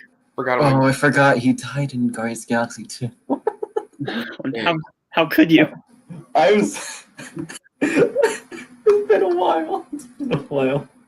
Yeah, but I'm excited. I mean, I'm curious what that Thor story is. Because they did that scene from Thor 1 where he goes to that to get his hammer back. So I'm curious what that's gonna be about. I mean, yeah. What if they do? Okay, hold on. Follow along here for a hot second. I'm speculating 100%. So, Tom Hiddleston auditioned for Thor, correct? Holy shit! What if, like a Loki was Thor kind of thing? What if, or some shit? Hey Tom, dream come true. All right. That'd be very fun. Walks into the booth and goes, "Okay, well, you're Thor today." Like, I have no idea. Like the Doctor Strange one, is it going to be like Doctor Strange as evil clone? It's corrupt. I don't know. Maybe that's what it seems to be like. I just like maybe like part of him is part of him. His essence or soul is like within the dark dimension and like gained sentience or something like that. And is, That's cool. Okay. So I was gonna. I don't know. I mean, they can literally do whatever they want. Yeah. Which is great. Which is awesome. That I'm trying to get the Steve and Peggy in there. Yeah, Steve Rogers is going to be Iron Man in this world. Mm. That's going to be really cool. Oh, like old school diesel punk Iron Man. Word, I am excited for that. So quick question. Yeah, the stories are not canon, but since the Watcher is having to do its stuff like about of having its to commentate its on the narration, so is the Watcher itself. Is that canon to MCU? I guess the Watcher's probably like it doesn't even change it. I mean, we did see the Watchers in Guardians too. Yeah, that's right. No, Stan Lee was talking to them. Come on. Yeah, that's true. But so there's Doctor Strange, Dark Dimension stuff. I don't know. That looks so cool right here. That shot. That's what I'm excited for. Mm. But this will be a fun, a breather, show. I wonder what the Bucky one will be. The Bucky. I mean, that's. Is it part of the zombie shit? Yeah. Yeah. Bucky is taking on Zombie Cab. That's gonna be easy. I hope. Also, look at that. Huh? Charles talking to Howard the Duck here. Yeah, I just said that. Greatest character. That's how you bring in Howard. Please, new Howard the Duck movie. It's a shot-for-shot remake. Please bring back Seth Green. Please bring back Seth Green. No, he's coming back. I mean, they said everyone's coming back for the voice of their role. So that'd be nice. Yeah, but yeah, this is gonna be really fun. I mean, I'm expecting multiple seasons of this show. Oh, they already said season 2's in the works. Yeah. Awesome. Okay. Can I Matt, put a question? Doctor Strange for you. Yes. Each person, what is one what if story that they haven't revealed yet that you kind of want to see? It could either be already printed or just up to you. What would it be? Mike, I think either one was Mike or Vince, but it said Stanley was the man on the wall. Oh shit, he was. Oh, that's nice. Where? I wanna see the I don't know if they'll ever really do this, but I want to see my mind just went blank. What's the comic where Doc Ock is Spider-Man? Spectacular. Superior Spider-Man. Superior. There we go. Yeah, that one. I don't know if that'll be a thing, or if that'll have to be an entirely separate thing. But no, I don't really know many what ifs, so I can't really The only what if that I own two, but they deal with the X-Men and the Fantastic Four, so I don't know if they won't. I mean, yeah, the one what if I read was what if Spider-Man killed Kingpin for shooting Aunt May, and they can't do that because that storyline hasn't happened at all. I mean, the ones I have the one what if the Hulk, Wolverine, Spider-Man, and Iron Man were the Fantastic Four, and I have what if Emma Frost got the Phoenix Force and just murdered everybody. I mean, listen, the possibilities are endless with the show. I'm very excited for it. As we all the animation. I love the 3D cell shaded animation style. I don't like it. I think it looks kind of boring and cheap. It's there's not really many textures or details too much. I guess they have shading, but I'm not a fan of that kind of 3D animation. With Dragon Prince, I hate how Dragon Prince looks. Okay. As a comparison. I don't. Yeah. Fair enough. I have to say then for my piece, just because it was already teased, if the what if story of if Tony became Doctor Strange, I want to see that. Oh wow. Oh wow. Okay, I didn't really think about that. That's cool. If Hulk was played by Edward Norton. Yeah. I would love that. Please have him come back. Make him come back as the Abomination. Then Yeah. I like how we got the collector here. That's pretty cool. And his fur. Oh, Benicio, nice. Yeah, Benicio. Benicio del Niso. What's up, bro? Niso. But Yeah. I don't know. I'm trying to like look at some other stuff that was shown here. I saw something with Hawkeye. Covered most of it. Yeah, there's something with Hawkeye, but I don't really give a shit. There's a Hawkeye. Oh, speaking of Hawkeye. Hawkeye? I think you mean Hawkeye. Yeah, Hawkeye. But yeah, so any other final thoughts on What If? This comes out summer of 2021. So that should be fun. Yeah. Look forward to that. I can only say that they might do what if stories for characters and storylines that we've already seen. Mm-hmm. Yeah. People can at least somewhat relate to like, oh yeah, I remember when that happened, but what if this happened instead? It's to keep the audiences like in with it, you know? Yeah, the normies. Actually, I got a question. Do y'all think they're gonna have anything with Spider-Man at all? Or no?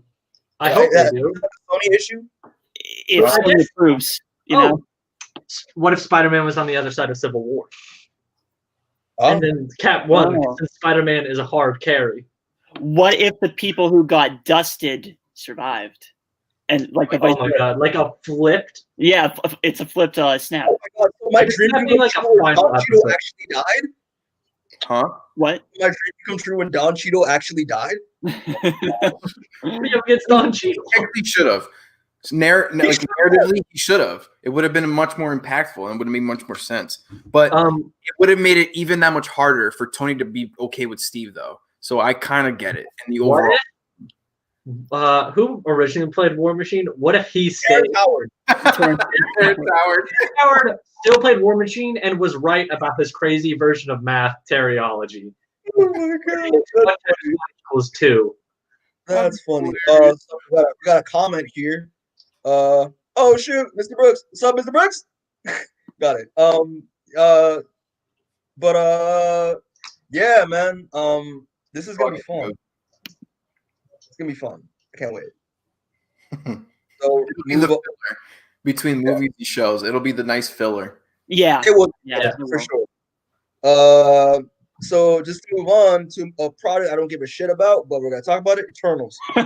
Nope, literally know nothing about the Eternals. Let's just continue. But I like that. But I like that.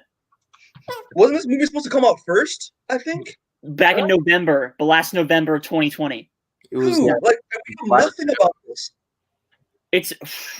I think they had time for reshoots because of the delay, and that's about it. I know that they're like they're a cheap version of the New Gods. I feel like the cast, though, it has a great cast. Oh, like, absolutely. It's an all-star cast. It's diverse, too. And I like, you know what I mean? Yeah. But will they use that to 100% or will it be squandered? I don't know, man. That's a lot of. They have a death character. They're playing aliens, so they're just going to be like aliens. They're going to be like.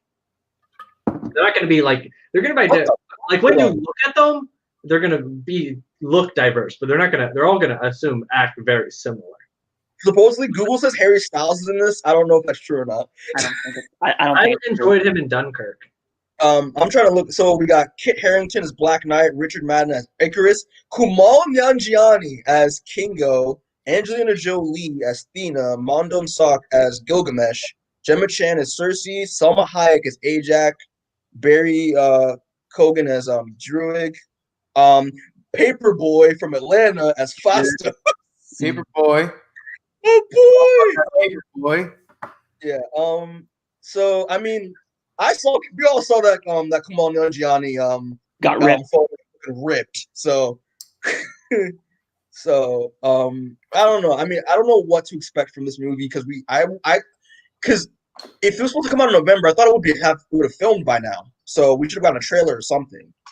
But who's making this?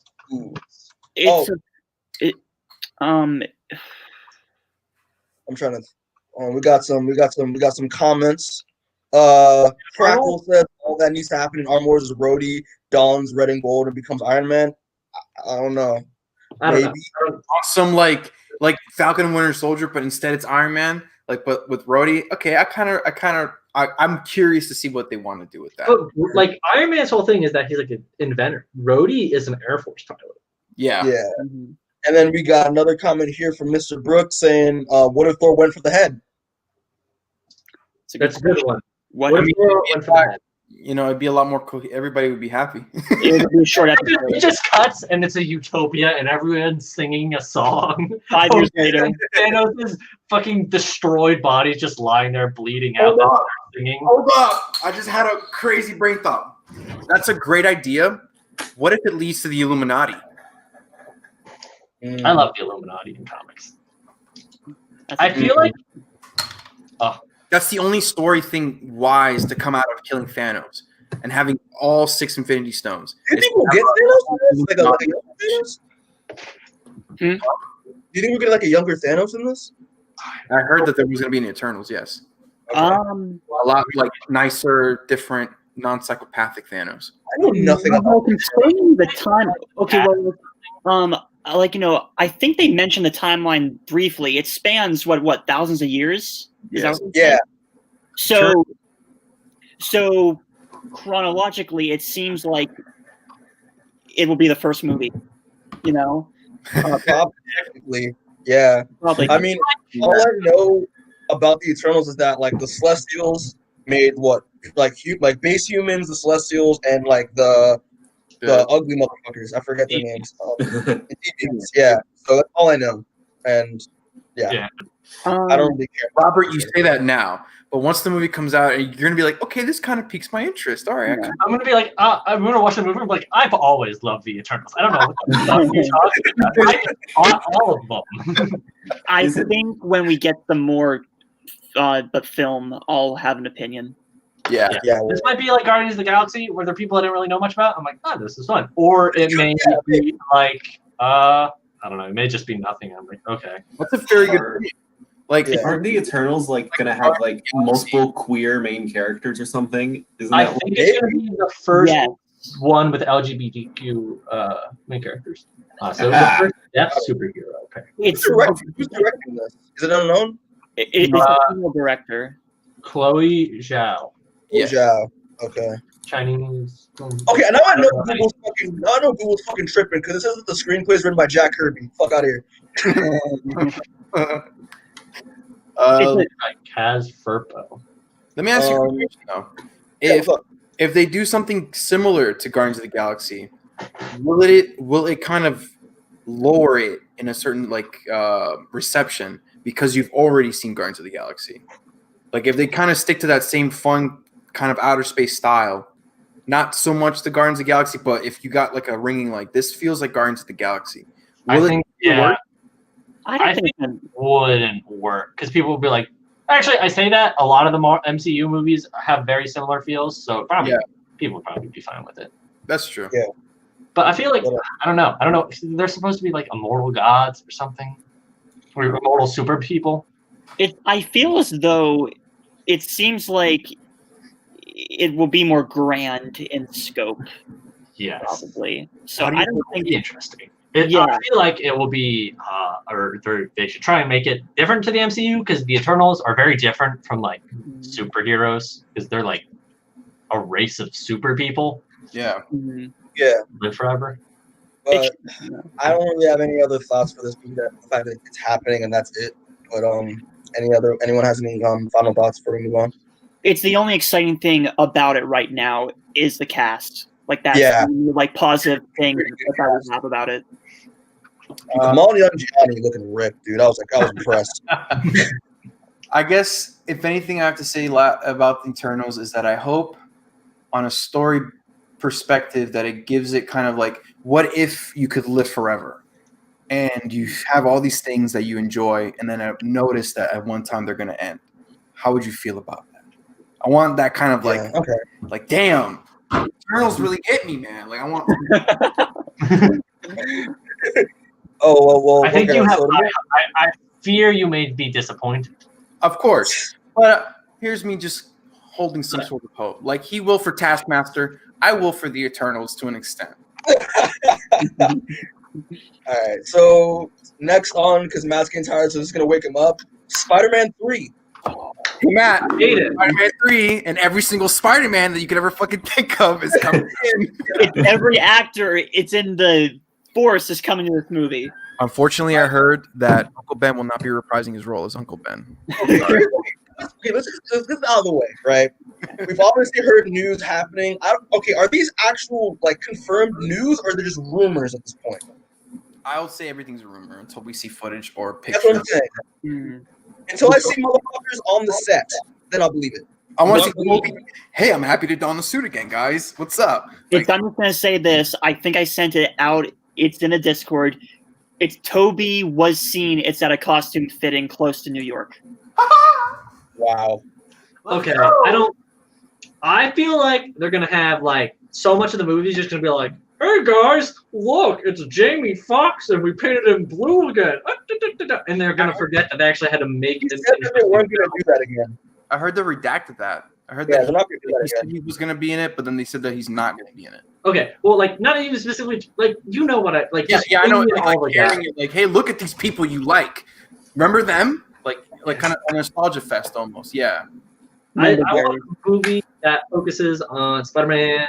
Like they set up so much shit in the after credit scene of Far From Home, and they have to resolve all that. But it's like, I don't know. I feel like doing a multiverse plot line with the Spider-Man's identity, and he's a like wanted figure, and they're gonna Doctor Strange. It's gonna be so much shit. I remember when we were in the Discord, I think me, Matt, Robert, and Alec were talking. We're just like, we just want a Spider-Man film. We're just on the run. That's it. Like, it's a simple, grounded Spider-Man film that they've always been doing. Like, I mean, multiverse stuff, I get it because of Doctor Strange. Because Kevin Feige said, I don't know if he said it or not, but if this is actually going to tie directly to Doctor Strange, Multiverse of Madness, along with WandaVision. So, whatever that entails. But yeah, Benedict Cumberbatch was filming on the time of that event of Investor Day. So he's in it, of course, and we've seen the set photos. I'm trying to find one, but I mean, I would say it does just make sense for Doctor Strange to show up because he's like a superhero and he knows Spider-Man, and he could be like, guys, I don't think Spider-Man killed him. That's the thing. You think someone would come at like S.H.I.E.L.D. would be like, or the government would be like, oh, it's fake, but it's probably going to be not that. It's going to be on the run. So is Strange coming in? Is that a way to help? But Peter traveled through time or something to help clear his name? Is that where it comes? I don't want him to travel through time. I think that Doctor Strange is going to show up to exposit a bunch about the multiverse and then leave the movie. I think he's going to be in like 2 scenes and then dip. Like Thor.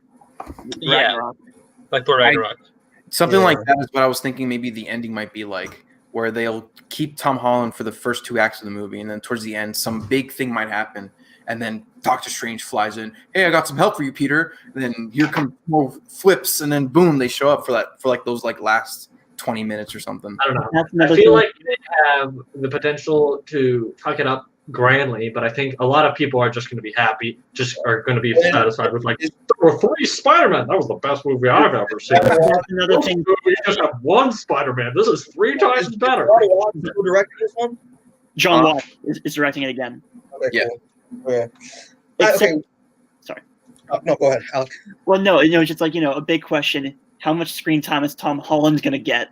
You know what I mean? A cameo in the movie. Like, just for audience, if they don't know, like, who they've said is going to be in this. Like, so we got Tobey Maguire coming back as Spider-Man. Yeah. Andrew Garfield coming back as Spider-Man. Yeah. Emma Stone coming back as Gwen Stacy. Kirsten Dunst coming back as MJ. Possibly. Are these confirmed? Jimmy Fox coming back as Electro. Kind of. Alfred Molina coming back as Doc Ock.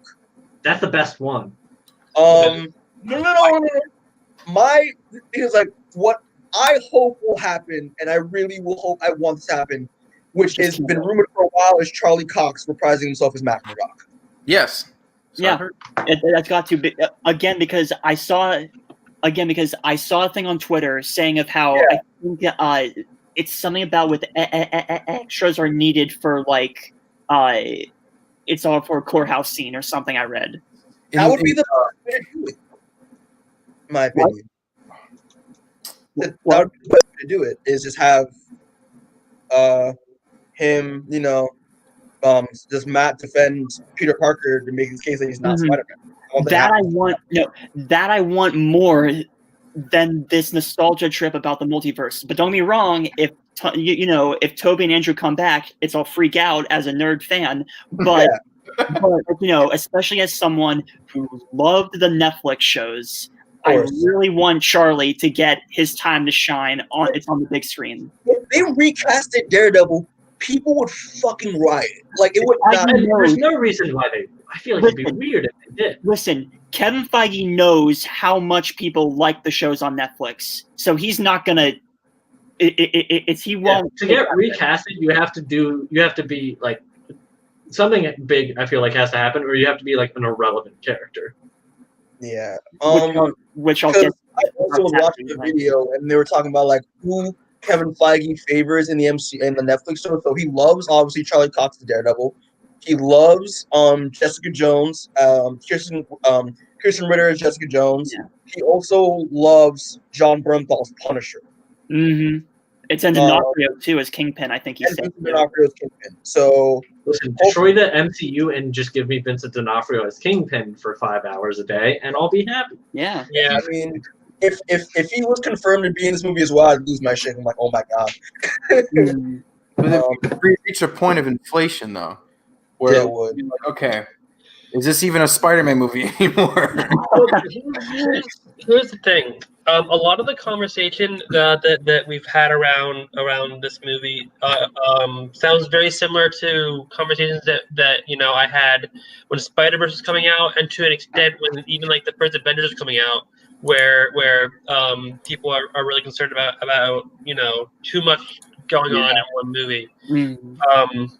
I'm not too concerned about that necessarily. I think that they've proven that they can handle a large cast of characters.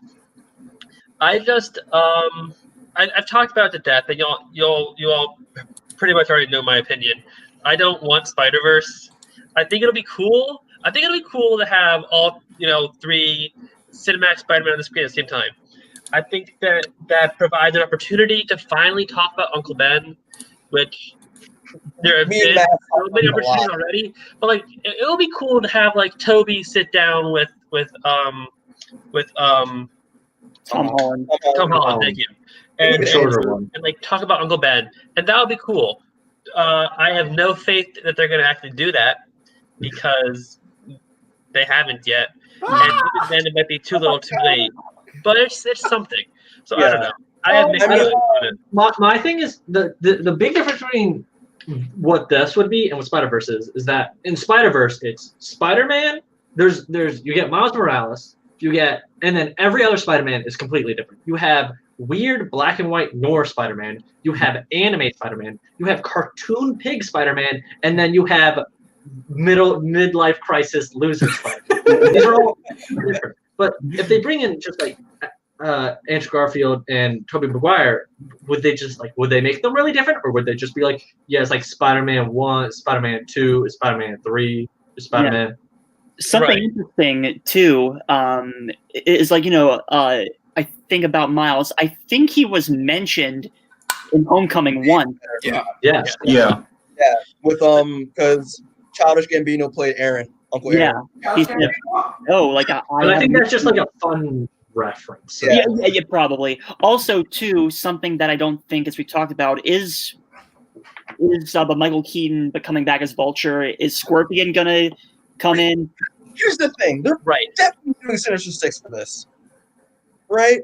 I don't know, dude. They've been setting up stuff since Homecoming and then just ignoring it. They ignored everything that's happened at Homecoming. Ignored in Far From Home. Homecoming. Not doing Sinister Six. I don't know. I don't know. Well, Homecoming is one of my favorite MCU movies. I liked that he they dropped the building on him, and he has that scene where he's staring into the puddle from the comics. I love that. I love that. He's just kind of just in town, and like there's like the Iron Man elements, but I will say that like they were nowhere near as important as like freaking Far From Home, and it's like the villain was just a dude who robbed tech. He wasn't some crazy guy who was gonna try and destroy the world or like be a fake Avenger. He was stealing stuff, and Spider-Man saved his life. I love that. Yeah, because basically no other character in the MCU would save their enemy, but Spider-Man did, except in Far From Home. Sarah says hi, guys. Hi, Sarah. Hi. Hey, Sarah. We're trapped here. Yeah, we are trapped here. We've been here for an hour and 45 minutes, and we're not out of 2022 yet. We're not out of 2021 yet. We'll get there. Yeah, so I don't know. I'm excited. I am excited for it. I know I talk shit on this movie a lot because I'm very anxious about it. I have a lot of I don't know, feelings tied up in Spider-Man. So I want this to be good, and I'm nervous about it. But I mean, for me, I'm very excited. If we do get Tom Maguire and Andrew Garfield, I'm gonna be happy because I love those two. It'll be really cool. I'm more excited for Andrew because like Sony did that man dirty, and it just like he enjoyed being Spider-Man. He loved it. It was a dream project of his, and they crushed his soul. And so. And he was also a great Spider-Man. Don't at me. Andrew Garfield better than Tobey Maguire. We talked about this. Whoa! None of them are good Peter Parker. We're not doing this right now. Okay, that's for another day. Podcast. I'm gonna just chalk it up to the difference between McDonald's and Burger King. I respect it. I disagree, but I respect it. Burger King, You're right. McDonald's and Wendy's, maybe. And one obvious choice. So the obvious choice is Andrew Garfield. So. Sorry, Wawa or Sheetz? Okay, moving on. All right. Good. I just don't want them introducing Miles because that's too early. For my opinion. I remember I asked y'all this before. I'm not OG, but the rest of y'all. If you would prefer if they introduced Miles if Peter died, or if they would do if they have them together like in the games.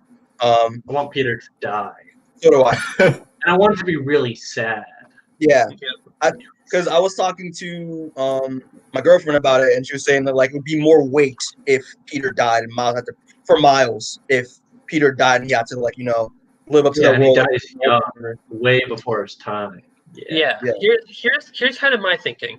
Miles has the Spider-Verse movies, I guess, that they're working on, and that's something. For now, also, I think getting Miles into the MCU at some point is important, and it should happen. But I think it'll be really neat to just live with Pete for a long time and watch Tom Holland and this Peter Parker grow up and I don't know, become the face of the MCU before we kill him and replace him with Miles. I personally think going for the long haul, let's keep Spider-Man around for minimum 5 more years. Keep Pete around for minimum 5 more years before killing him off. What will the MCU be 5 years? I don't know. I don't know. It might not exist anymore, but I think it's a long time to bring Miles in. Yeah. We'll be on Young Avengers 5. they really amped up production on those. Like this film is supposed to be coming. It's coming out December 17th, 2021. So that surprised me. Yeah. So, but obviously they didn't announce that at the Investor Day because it's a Sony announcement because it's their bag, it's their property technically still. So it's for them to announce. Still filming too for now. And it's filming. So I am excited to see what we're gonna get. We have no idea, but So any other final thoughts before we move on?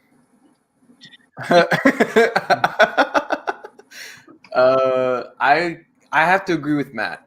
As long don't give him the boot just so we can introduce Black Spider-Man, basically, because that's how it will be publicized and how everybody will look at it. It's like fuck Tom Leave Miles to animation as of now, please. Don't. Yes. At the end, he has the best, like one of, if not the best superhero movie made right now. No, the best animated. Animated.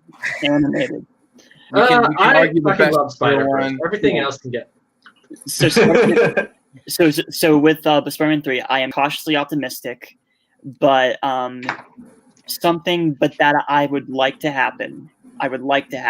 Is Charlie Cox coming back. Yeah. It's very wishful thinking. Michael Keaton coming back, or Scorpion finally becoming in. Scorpion, because it's but Michael, it's Mando from Better Call Saul. So yes. I just want to.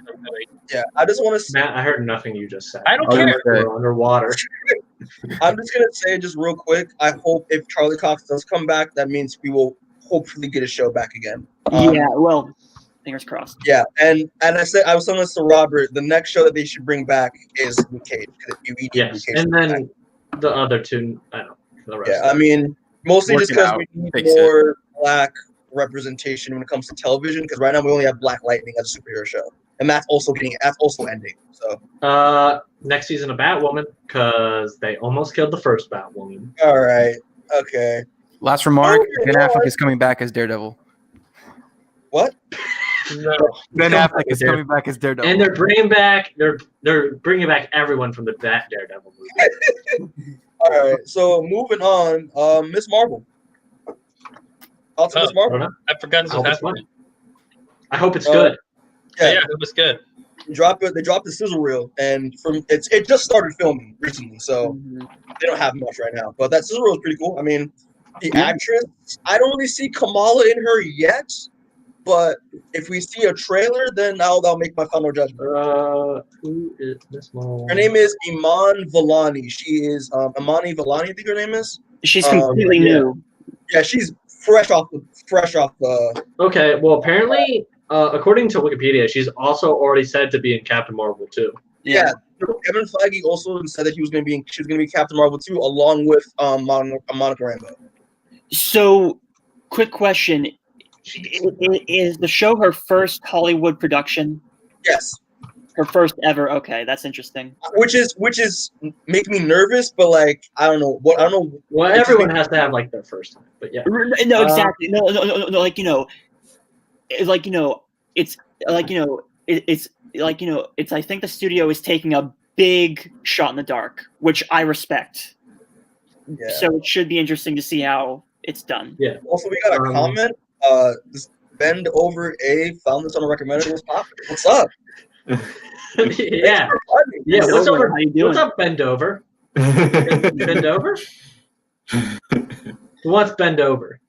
But yeah, I don't know. Yeah, I mean, it's from what I saw from the sizzle reel of what they've shot so far on this episode, it looks like it's gonna be cool. I mean, I just started recently reading Kamala, so I'm liking it so far. So my one thing is that I think they're gonna have to put a shit ton of effort into making her superpower not look really creepy.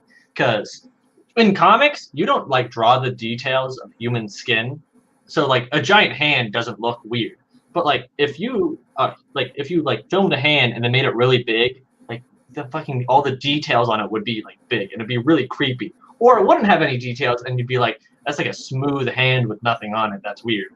You have to find the right way, because you don't want Fantastic Four weird, gross, stretchy hands. I mean, they kind of could have a leeway with it, because doesn't Kamala, when she's the president, her body glow a little bit?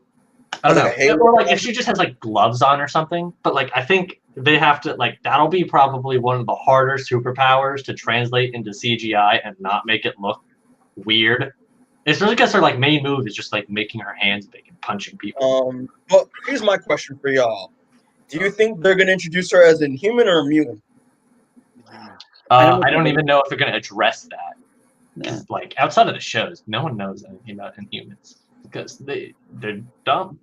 The actress said they were gonna introduce her as an Inhuman, but I don't. That's the actress. Okay, then I think they're gonna introduce her as an Inhuman. I feel like they're not gonna introduce mutants through Miss Marvel. I was gonna say, because it's the general person would get confused between the difference between an Inhuman and a mutant. Then they're holding might pull them together. Bend Over is a big fan of Marvel. Nice. Thanks, Ben. Wrong place then. We hate it. We're just talking about how much we hate it. Yeah. we spent almost 2 hours talking about how much we hate Obi. Yeah, Spider-Man 3, hate it. I'm not looking forward to it. Yeah, that's why I own Hawkeye? some more. Hawkeye. But so I mean, that's all I gotta say about it. I mean, it looks like we have to see more. It just started, but wasn't there a what's it like hashtag like fix Miss Marvel because there's some issues going on with that? I don't know much about that. I don't know. Isn't that supposed to deal with just her race? No. The I think they casted like a half Indian actress to play her mother when they're a Pakistani family, and I feel like that's getting very like touch and go. Yeah. I mean, if you're gonna do Miss Marvel, I mean, have them all be Pakistani at least. Like, we need more representation. I'd say having a Pakistani writer is probably more important than casting like someone who's specifically Pakistani. Because guess what? The actors don't do their character. The writers making that character and writing. Yeah. And I think the directors who did Bad Boys for Life are directing episodes of this as well. The duo, those two guys, which I'm excited for because I love Bad Boys for Life a lot. Yeah. Oh, there's a movie and there's a show. Oh wow, duh. Yeah, I mean, I'm excited. I mean, I love Kamala. You know, she's a great character. More representation, of course. I got a bit more info on like who are the writers and stuff, if they're of Desi or Pakistani origin, but yeah. Quick question: being Pakistani is probably pretty important. Did anybody play the Avengers game? I've watched it. I hear she's one of the best parts of the game. She's the main character, right? Yeah, she's got the best personality in the entire thing, or like at least the most fun. But yeah, I was not really like. I saw that the trailer for that game. I was like, "This is gonna be bad," and then it completely failed. I was like, "I'm shocked." Just give me Marvel Ultimate Alliance 3, or sorry, that actually already came out. give me 4. That's not on Switch. Now I'll be happy. Yeah, DC I think kind of owns beats the crap out of Marvel video game wise. They do, and it's really just art. Well, I guess Spider-Man's good, but that's Sony. Yeah. Well. So, any final thoughts before we move on from Miss Marvel? I'm down. I'm down for it.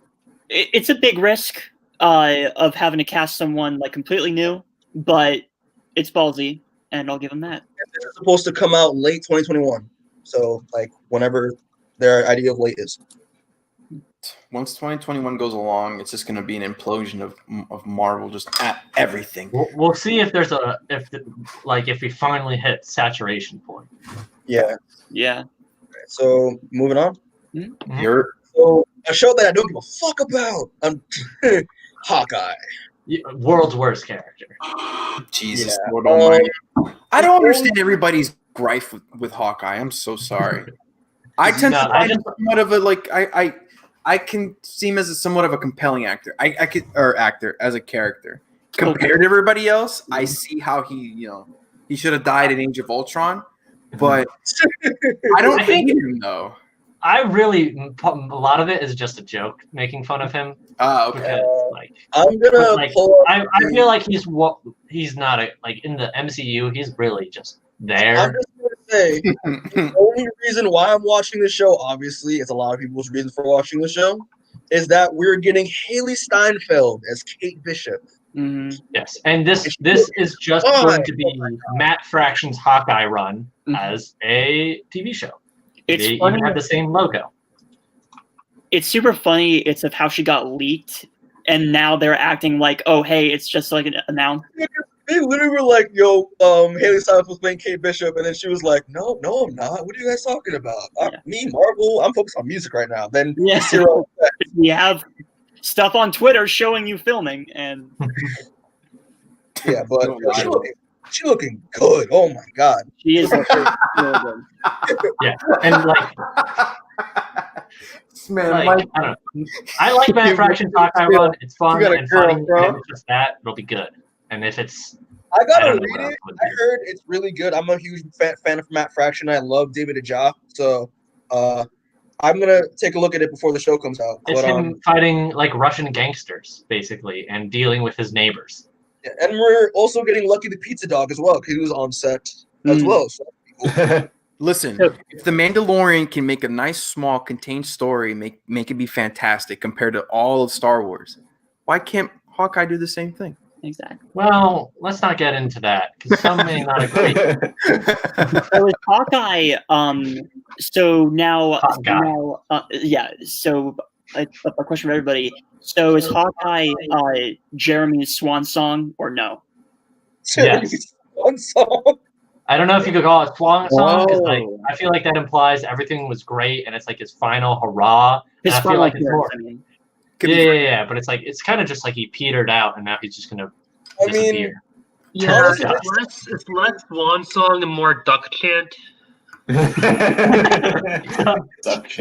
So is this his final time playing the role? Yeah, I think so. Yeah. I don't even like what else. Like I feel like he only appears in like big collab movies, and I don't think they're going to do one of those for a bit. Like I don't see another Avengers coming out soon. No, it's not gonna. It's gonna be a while. So here's the thing about Renner. He's a good actor. I don't know who here has seen The Hurt Locker. Yeah, Hurt Locker's great. Yeah, no, he's great in that movie. Yet I feel that him as Hawkeye, he's not the focus of the movie, so he gets it's underdeveloped, not the best showing and everything. That's why people aren't a big fan of him. I feel like him having his own show, that might come back. Yeah, not to mention Black Widow, because he might also be somewhat leaked in there, maybe, hopefully. Yeah, like Scarlett Johansson is an amazing actress, but she's not like her A game is not the MCU. No, it's nice little artistic movies, just being an actress and shit. It's being like human roles and being a weird Russian assassin is not a human culturally relevant is what they are. Yeah. The cast here, and okay, so we got let's see, Jeremy Renner, of course, Haley Steinfeld, Vera Farmiga, who was in Bates Motel, is playing her mother, Eleanor Bishop. Tom is playing Swordsman. This one was Florence Pugh was also showing up as Yelena Belova, so that's interesting. And the one that I thought was wild is that we're getting Alako Cox playing Aya Lopez, aka Echo, and I'm so excited because I love that character a lot. And for our audience, Echo is was introduced in David Mack's Daredevil run, which I currently own, and she basically is like Taskmaster, but the caveat is she's deaf, and she's a Native American indigenous character. And the actress is deaf and indigenous, which is wild. So. And she was the first Ronin, I think. She was the first Ronin, yeah. So my guess is they're probably going to give that mantle to her in the show. Even though I would love to see her as Echo, because Echo is she's just as Echo. But I'm just shocked they found an actual deaf indigenous actress to play her, which is awesome. So, damn it. Christian. Damn it, they found him. Deaf minority woman. Fuck. No, I'm sorry. I dropped my phone or my bottle. I'm sorry. Damn it. Fucking inclusion. I mean, I don't care about Hawkeye. I just care about Kate Bishop and Echo. So that's all the reason I'm watching the show. So those are my thoughts on the. My question to you guys: do you guys troll Tina this hard? What are you talking about? Because Tina loves Hawkeye, doesn't she? Or just Kate Bishop? Yeah, Tina adores Hawkeye. Oh, well, Tina, if you're watching this, you'll fuck your character. Yeah. 0% chance Tina is watching this. My favorite comic panel ever is when Hawkeye's talking about how he needs to be a great archer so he never misses, and then Spider-Man has to pick up his arrows and put them on the baddies because Hawkeye's a punk. Yeah. I don't think that's supposed to be the takeaway of that scene, but that's all I got. I don't have any context for it either. I'm good. The thing is, for me, I'm excited just because Kate Bishop, we're getting more Young Avengers seasoning, so that's awesome. I can't wait. Oh. Yo, she looked good, fam. Oh my god. No, Okay, chill, anyway. Mikey. Chill. Anyway, this is supposed to come out late 2021 as well. So yeah. Jesus, I'm gonna watch it just because it exists. And just to see what's going on. So any other thing, and does anyone want to say anything else about Hawkeye? Before we move on? Yeah, I mean that's what I thought. So Yeah. I'm gonna check out that faction run though, because I heard it's really good, as well as the Kelly Thompson Bishop run. So next on the list is, I was about to remove Matt from the chat by accident. Is Captain Marvel 2.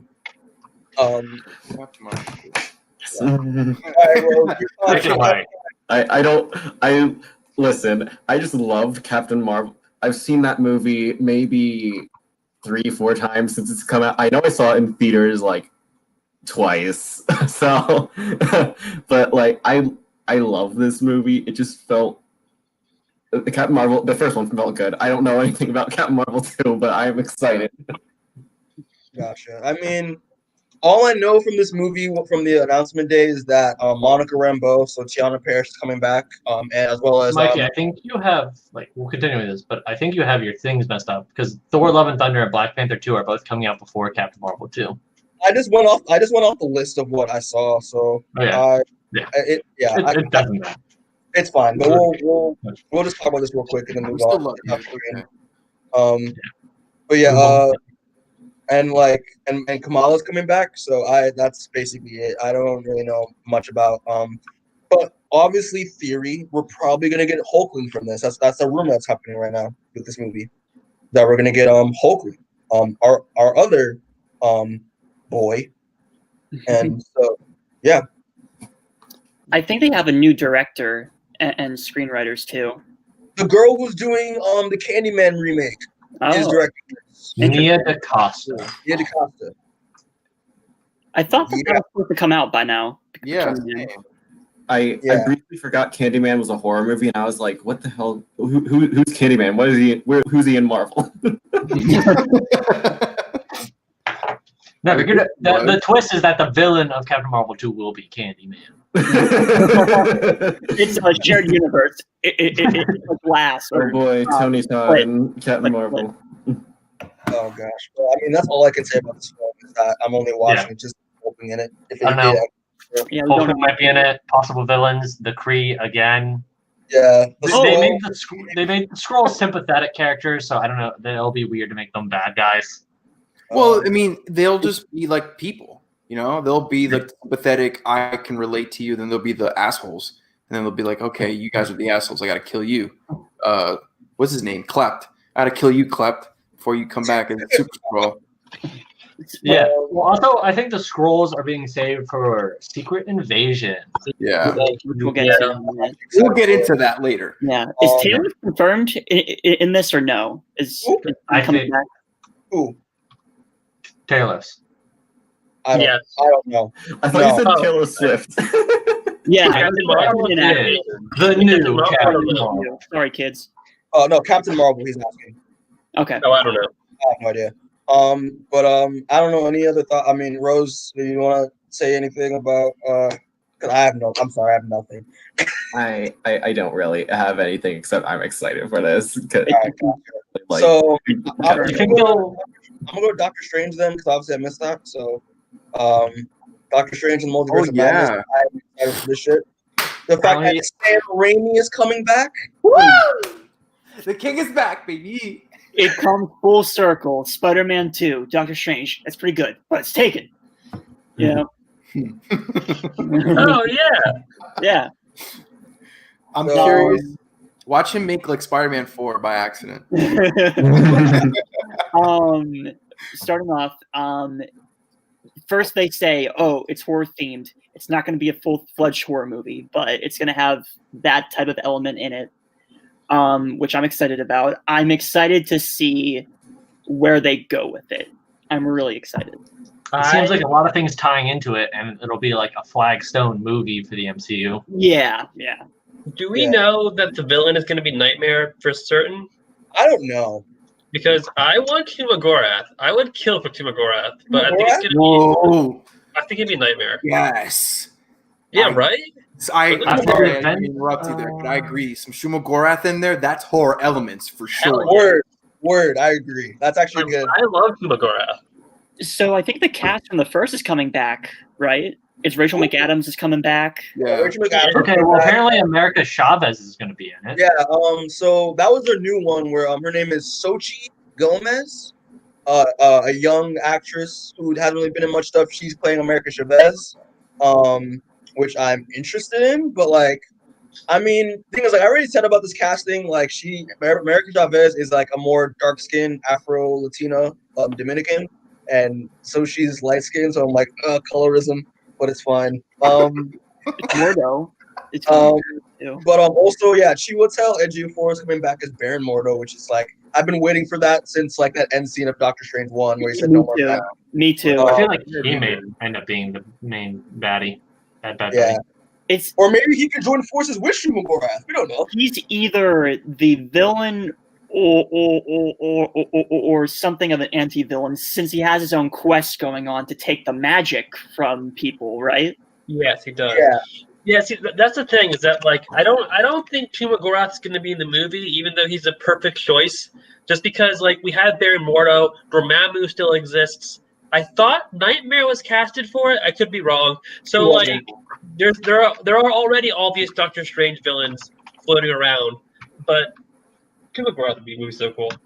It would. I mean, since it's the Multiverse of Madness, I also heard a rumor that we're gonna see like a bunch of variations of Marvel characters in this. Specifically, people that were almost Marvel characters. Yes. Like Tom Cruise, donning the Iron Man suit. Like what? Or what's his name? Who's the dude I want to play Mr. Fantastic? Oh, god damn it. Or like Emily Blunt as Black Widow. Or John Krasinski. Yeah, that's what it was. John Krasinski. We don't even know who Mr. Fantastic is yet. Yeah. So, we'll get to that when we get to it. Yeah. Edward Norton as the Hulk. I want that to happen so bad. Edward Norton. I would say that my only comment about Shumagorath is that I think, Matt, it might be more likely than you think, just because Multiverse of Madness is a play on Mouth of Madness, and Shumagorath is a Lovecraftian character. You're right. So I feel like, if anything, he might be, if not the big guy in the background, he might just be like. I have a question. Oh man, I hope so, dude. I hope so. Shumagorath, look a picture of him up. He's this really weird. He's so cool character, dude. How do I even spell that? Shuma, S-H-U-M-A. Okay, I got it. He's like, that old art looks way cooler than that modern art. He's also a playable character in Marvel vs. Capcom 2 for some reason. He's so lucky. Marvel 2 and Marvel 3. That's how I learned from Shumagorath. I was like, who the fuck is this character? Yeah. But just because it's like, if it's going to be taking the name, then I expect it to be Lovecraftian and wild and so just esoteric. I need it to be See, every time something says it's going to be Lovecraftian, I'm like, Lovecraftian is super hard to do. Because the thing with Lovecraft is like, you get the book and it's like, there's an indescribable looking horror, and then right when you make it something you see, you're like, well, I didn't lose my mind. Right. Like they did there's a Color Out of Space movie with Nick Cage. Yeah. And the color, it's like there's an indescribable color, and in the movie it's purple. And it's like, it's purple. Tina showed up and said, someone's shit about my man. You bet your fucking ass I did. Tina's here. Tina's fucking here. I called it. Chris Valera. Hawkeye is lame. I wanted to say, though, a lot of the times, whenever it's something Lovecraftian, whenever you're reading about it, it's always through the perspective of the person that you're reading about. So it could be someone losing their mind and you kind of seeing like Doctor Strange like split his head into 3 things or something. Be like, I can't understand this or something. Why? Yeah. I don't know. I just like, there's ways to do it, and you just have to be careful. Like this, the thing that I watched that does Lovecraft the best doesn't even have a monster in it. It's just True Detective season 1. Yeah. Has anyone seen that? Yes, That's I like, have. It is. Is Yellow King? Yeah, the Yellow King. It's like pitch perfect. Co-signs True McGraw for this movie. I like it. I don't know what else do I want from this movie. I just expect to get my mind like fucked. Like I hope the there's first super cool visuals. Yeah, Yeah. It will. It will. It's like the first one did. A lot less darker though. A lot more colorful. Blaze. Who's gonna watch this movie Blazed? Anyone? I get high off my mother's love. I'm excited for a horror movie in Marvel because I love horror personally. It's great to be able to watch this in the movie theater because I have learned that I cannot handle horror movies in the movie theater. I wonder, like, how do you do horror with a super, like, Doctor Strange is a super powerful wizard. Yeah. So, like, what, like, main element of horror is that, like, the main characters have no, like, leverage or power or anything, but, like, this guy can fucking teleport. Well, maybe part of that horror element comes through Doctor Strange being trapped and like fighting for his life in some capacity. Or like he's in a dimension where like his magic doesn't work. There's a lot of possibilities, but I'll be interested to see how they do it. His humanity could be his weakness. I think that if anybody can do a horror-inspired superhero movie, it's Sam Raimi. It's Sam Raimi. Yeah. The one guy who's done both. It's the guy who did Evil Dead. Oh right, Evil Dead. gosh. Yeah, Evil Dead. I can't imagine how Sam Raimi must wake up in the morning just like flicking his fingers like, what am I going to do today? What can I do? Am I going to do comedy today or am I going to do horror? I don't know. I mean, he just wakes up, what's Sam Raimi going to do today? Drag Me to Hell was a ton of fun. Makes me think if they I'm going to go cry about Spider-Man 3 every day. So the movie's supposed to come out when? 2022? Yeah. March 25th. It's and I think they start filming next month, right? Actually, now.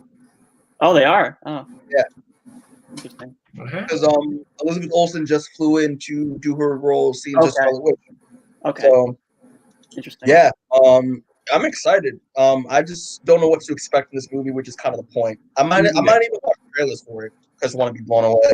So I don't know. I don't know what to. I mean, I would love Shumagora. That'd be cool. that'd be cool. Yeah. But any thoughts? Any more thoughts on Doctor Strange 2 before we move on? I don't really know what else to say. I had something, but I forgot it. But come on. I'm good.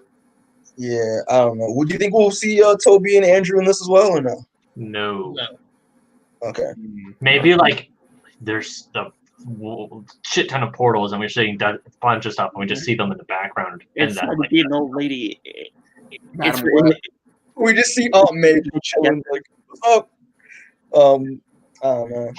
Oh, my question was, do you think we'll see any like cosmic like entities? I don't know, like Mephisto or like Sidorak or something like that. It seems like a good time to put them in, especially if Marvel is shifting to more supernatural stuff. Yeah. Okay. All right. Not there, the Eternals, but yeah, I'll leave it there. Okay. This is just a general thing. I could just remember reading somewhere that Doctor Doom was supposed to come into play in Phase 4 or something. I feel like they have to introduce Doctor Doom in the Fantastic Four movie. Yeah. Give me an uncredited role of some rando walking up to the temple and being like, hey, I want to learn magic from you. And he's like, nah, go away. And it's Victor. I want something like that. Doctor Strange. Plant those seeds. Plant those seeds. He goes to Barry Mordo, and he learns all the magic from Barry Mordo, and he goes off, and it's Fantastic Four. It's a lot like it's the guy. It's from a lawnmower from season 1 of True Detective, kind of like that. Yes. Wait, yes. Matt, what were you gonna say real quick? Sorry. Doctor Doom should for Doctor Strange 3 they should do Triumph and Torment. Oh, dope. Yeah, word. I would like that. That'd be cool. That'd be really cool. All right. So anything else on Doctor Strange? Dope. What else is okay? What am I missing? Okay, we'll do Thor: Love and Thunder next because why not? Thor: Love and Thunder. I'm really excited. Gore the God Butcher. Christian Bale as Gore the God Butcher is going to better fucking blow my mind, or I will. That casting was like, holy shit, I'm in. Like, like Christian Bale, great actor, and Gore the God Butcher, the best thing that Thor has.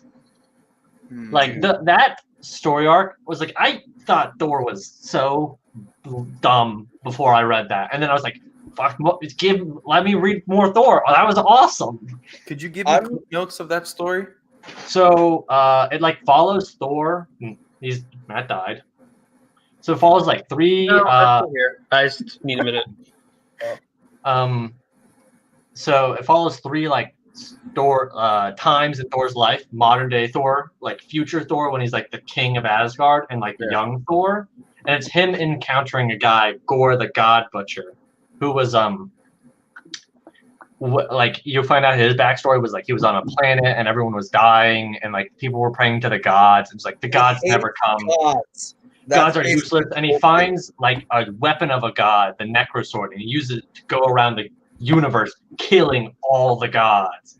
And he like fucking chains them up. Like every god, like the Hindu gods are fucking dying. Like and he's going around the galaxy, killing different gods. And it has like, there's one scene in it that's a spoiler for the comic, but when you find out, have you read it, Mikey?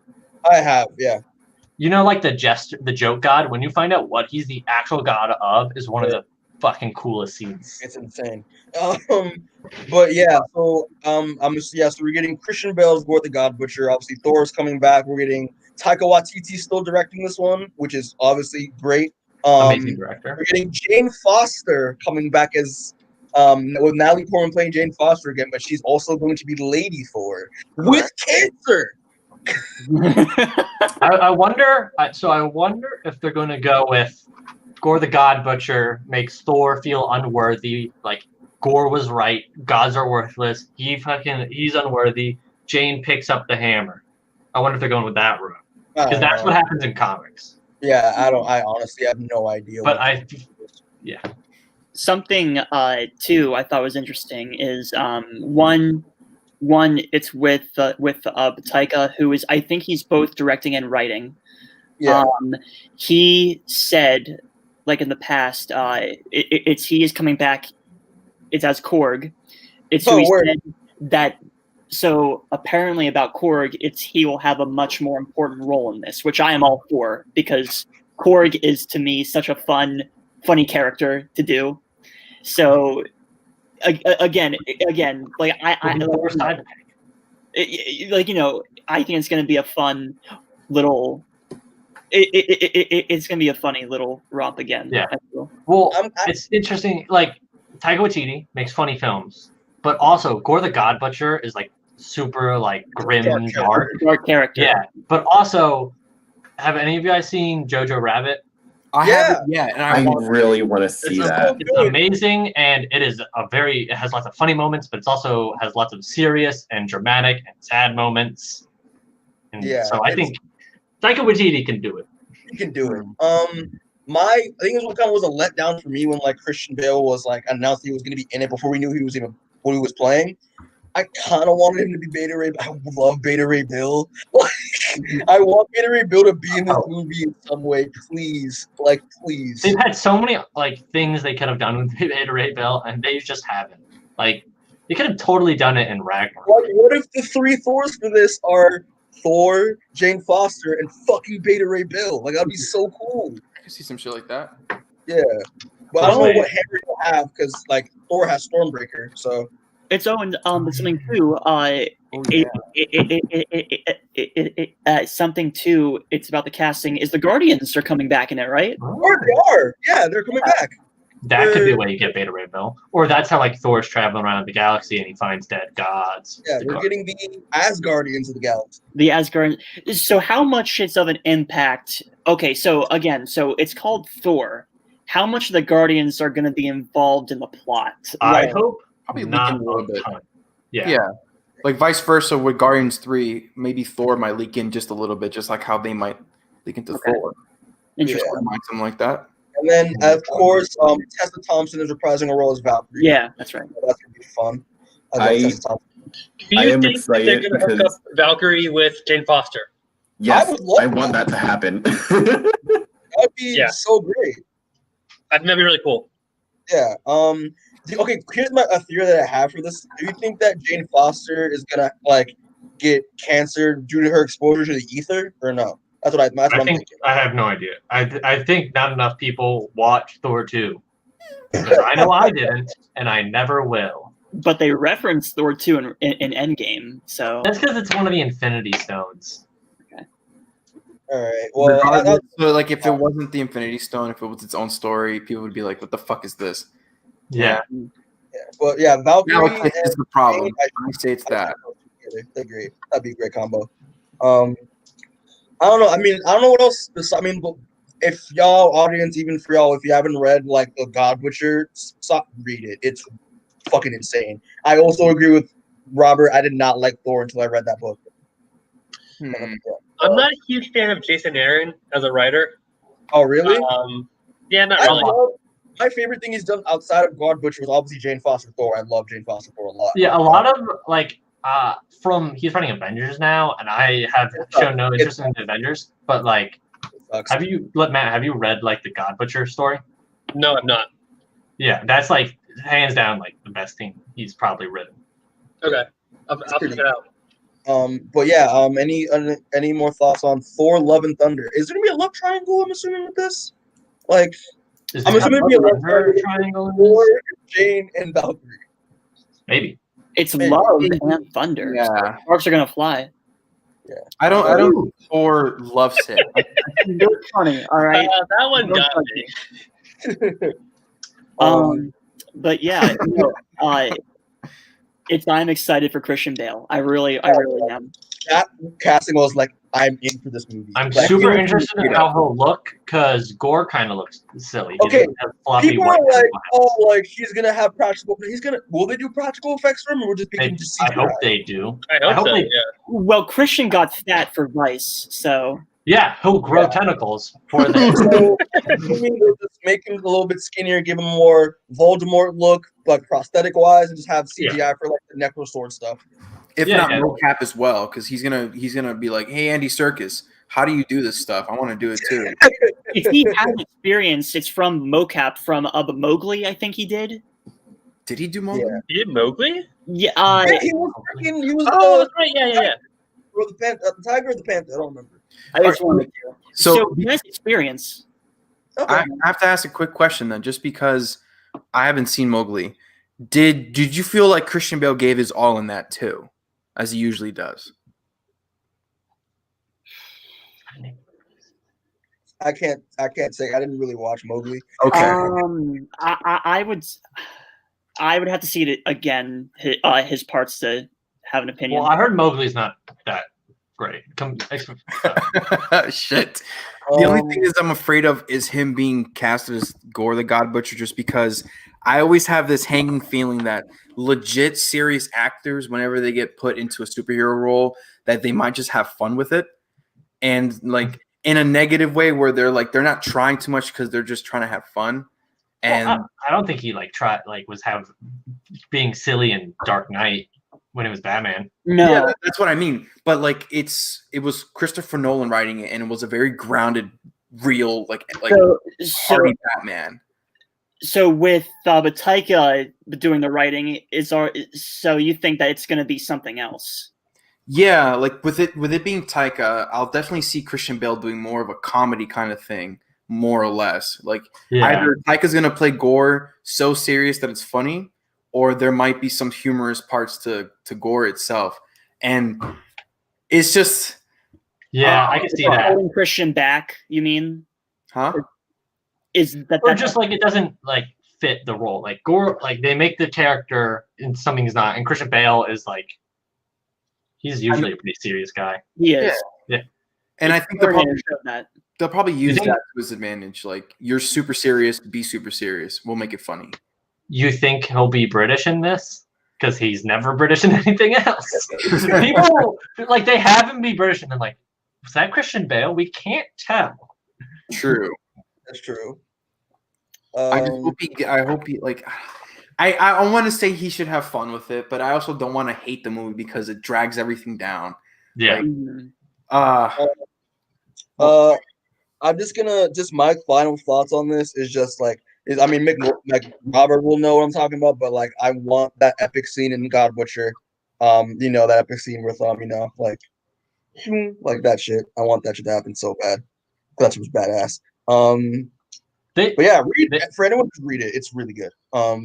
They stole some of the best lines in God Butcher and put them in Ragnarok. Like when Hel asks Thor what he's the god of, and he says thunder, and like lightning shoots everywhere. Gore's already like in the comics. Gore's the one who like is beating the shit out of Thor and asks him that. So like they've already took like some like that's not really relevant, but it's just like I understand you. It might take away from his actual character. Yeah. They like used parts of it. Okay. Anything else, guys? He lived long enough to become the villain, so multiple times. That's all. It's all I gotta say. I hope he gives it his all. He does. Yeah, I'm looking forward to that. He will, especially with he's back. Well, he's never out of limelight, but he's back in the mainstream scene. It's know what I mean? Yeah. All right. So I'm just gonna move on. Go right ahead. We'll do. I just want to get this one out of the way because this one's gonna hit home for me a lot. But Black Panther 2.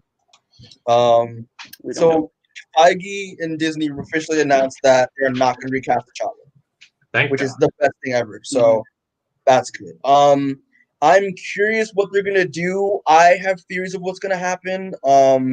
Involving the story. Like I feel like the natural choice is to have Shuri take up the mantle as Black Panther. I've heard some people say they want like M'Baku. That would be really fun if they did M'Baku as Black Panther.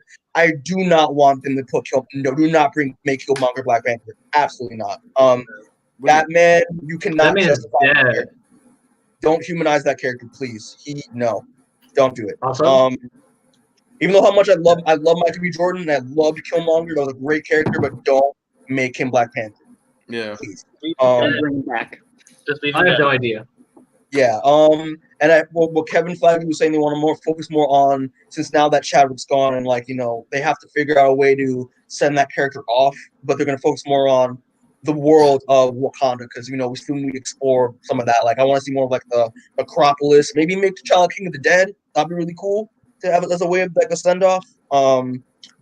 Yeah, I'm excited. I'm not gonna be emotionally stable watching it because as everyone knows, I'm the biggest Black Panther fan. I love that movie to death. And when Chadwick unfortunately passed away so young, it hit me. I was not happy about it at all. I don't know what they're gonna do. I'm nervous about the film, which I think everyone is, because sort of Shuri. So the thing with in the comics, Shuri is like Black Panther and Shuri are both like older or like closer in age, because like Shuri's like maybe like a few years younger than T'Challa. Yeah, but and like also they're both like badass warriors and super smart. Shuri can kick some fucking ass, dude. Oh my god! In the movies, it's like Black Panther's the warrior, and he's not like the super genius. Yeah, but he's Shuri's the super genius. Yeah, he has smarts, but Shuri's the thing is what I think they might do, because like maybe they will explore the more warrior side of Shuri. I think it's still a possible thing we could see. But yeah, I would rather have Shuri be Black Panther. I think also like the actress, she just doesn't have like the build. She doesn't have the build for it. Yeah, Letitia Wright. Yeah, doesn't have the build. Listen, I mean they're able to bulk up a lot of people, so we'll see. Yeah, a lot of or some shit. Yeah, here's some CGI. Steroids. Every actor uses it. I have faith in Ryan Coogler. Obviously, I'm a huge fan of his work. I love his stuff with the first one as well as Creed and Fruitvale Stacy's a great, talented director, and I trust the writers as well. So whatever they decide to do with the story, I will be happy with 100%. I already know that for a fact. But so aside from Michael B, is the cast coming back? It's like So I don't know about coming back. I don't know about PETA, but Denai Guerrero's coming back as Okoye. M'Baku should be coming back with Winston Duke. Letitia coming back. I'm about to say fucking Forrest Whitaker is not coming back. Thank God, because I hated his fucking accent so much. Listen, okay, I already went off about this to our friends, but like, yo, fuck Forrest Whitaker, bro. That's the funniest shit I've heard all day. Dude, literally, like, everyone had the courtesy of taking like an accent lesson, accent coaching, and it sounded great. T'Challa sounded perfect. Everyone sounded perfect except for this motherfucker who said, "The power of the Black Panther stripped away." The fuck? No African sounds like that. Dude, this man's eyes were on the back of his head when he said stripped. God damn it. No. Condon, chill, bro. I'm African accent. You haven't heard of it. Yeah, it's South native. Wakanda. All right, it's native. Yeah. Everyone should be coming back. I don't know, but Lupita, I don't know. I don't even know what they're gonna do with Nakia, but I don't know. But this will be interesting. Is Martin Freeman? Wait, do you think Lupita's not coming back? Nakia, I don't know. I don't know if she's coming back. Okay. I would assume she would, but like, I don't know. We all don't know what's happening with that movie. Yeah. I don't think aside from now it's much to say since Subba Ryan is having to do the rewrites and stuff. So word, yeah. So I mean, it was clear that they were kind of exploring like a relationship between Nakia and T'Challa more, but obviously that can't happen now. Mm-hmm. So my question to y'all is, I mean, all I want for this movie, I mean, I want it to do great. I want it to work out well. I want to be a great send off for Chadwick, at the end, like in the movie in some way. So do you think how are you gonna deal with T'Challa's character? Are they gonna like kill him off, or are they gonna make it like it's gonna go on like a long distant journey, never see him again, or we're gonna see him as like the I hope he's dead when the movie starts. I don't want weird CG. At most, maybe like he dies in his suit, but I don't want to see CGI machine Chadwick face. Rude. I have a feeling that Chadwick might appear in some format. It's of his likeness. It will appear. But I don't know if it's through its archive footage or CG. Yeah. I would presume maybe CG, but I'm okay with archive film. Yeah, I don't want a Carrie Fisher situation like in Skywalker. Maybe, except I'm sorry, it's interrupt. Maybe film that wasn't used from Black Panther 1. That's what they did with. That would be fair. For me, the way I would do it is maybe Shuri does go through the trials of the Black Panther. She wins, obviously, goes through the ancestral plane process, right? And then we see, like, I know I don't want to CGI T'Challa, but like I wouldn't mind seeing just like a minute or something of just like T'Challa in the ancestral plane, and that's like a send off for the character, like to Shuri because she lost her brother, but a send off to us because like that's how I want it to go down. But I don't know. We'll see. Facts. Yeah, but they've got some work to do. And they do. But I have faith in Ryan Coogler and the writers, so they'll figure it out. Okay. But any other thoughts on Black Panther 2? 9. All right. Nope. So I just want to say real quick, R.I.P. to Chadwick Boseman. You're an icon, legend. Died too soon. You'll be missed, my friend.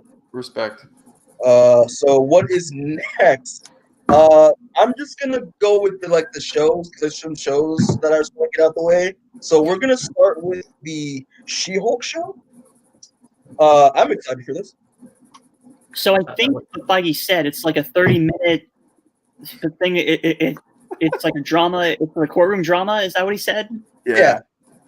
Well, the thing with She-Hulk is that like a lot of her comics have been like really silly, like comedy parodies, like.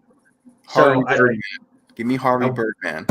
I hope have fun with it because like that's what a character is. But like if they're like having a like serious courtroom drama with the 8-foot tall green woman would be pretty weird.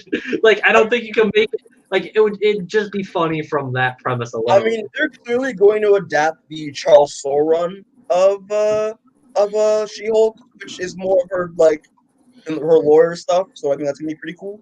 Who they cast? They casted who? Tatiana Maslany, who was in Orphan Black. Is she? I think that's great casting. That's pretty good casting. Mm-hmm. I would have thought they'd cast like obviously they're just gonna do CGI for it, but I thought they'd like since She-Hulk, she's not really like Hulk. She doesn't like Hulk out as much, so I thought they'd cast like a very like just like now already. Gina Carano. Yeah, I hate it now in the comments where she's like Aki as shit, but like yeah, where she's just the Hulk. Yeah, because there's already a Hulk. We didn't need two. Yeah, Or so four. Oh, yeah, we're getting Tatiana Maslany is coming in as Jennifer Walters. Mark Ruffalo is reprising his role as the Hulk as Bruce Banner. But the surprise was that we're getting Tim Roth coming back as a Foundation. I'm down. I'm for it.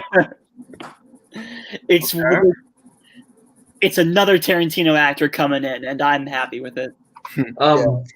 I guess like so the thing is like she like becomes like angry when she's She-Hulk, but like Hulk isn't angry anymore, so it'll be weird kind of I feel. Yeah. Or maybe it'll be like Hulk being like gives her anger management lessons or something. Who knows?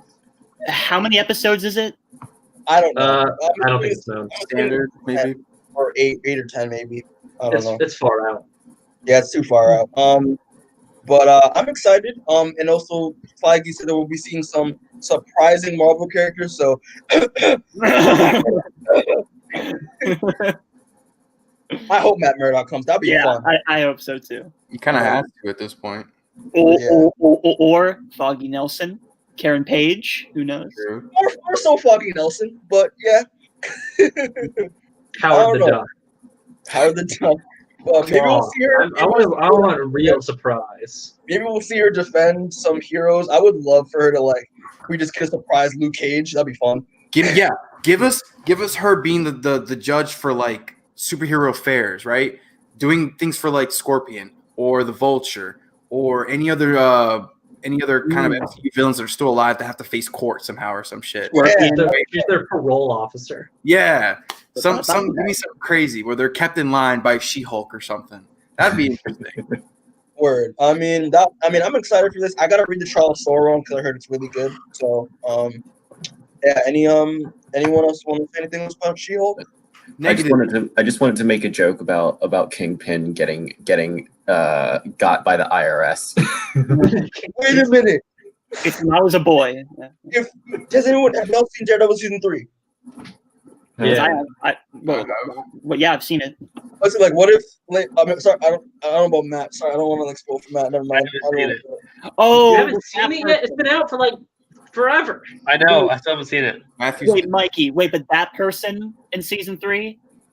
Nah, I'm saying what if Jen Walters defends Kingpin in an episode? Oh, okay. That'd be nice. It would be nice. Yeah.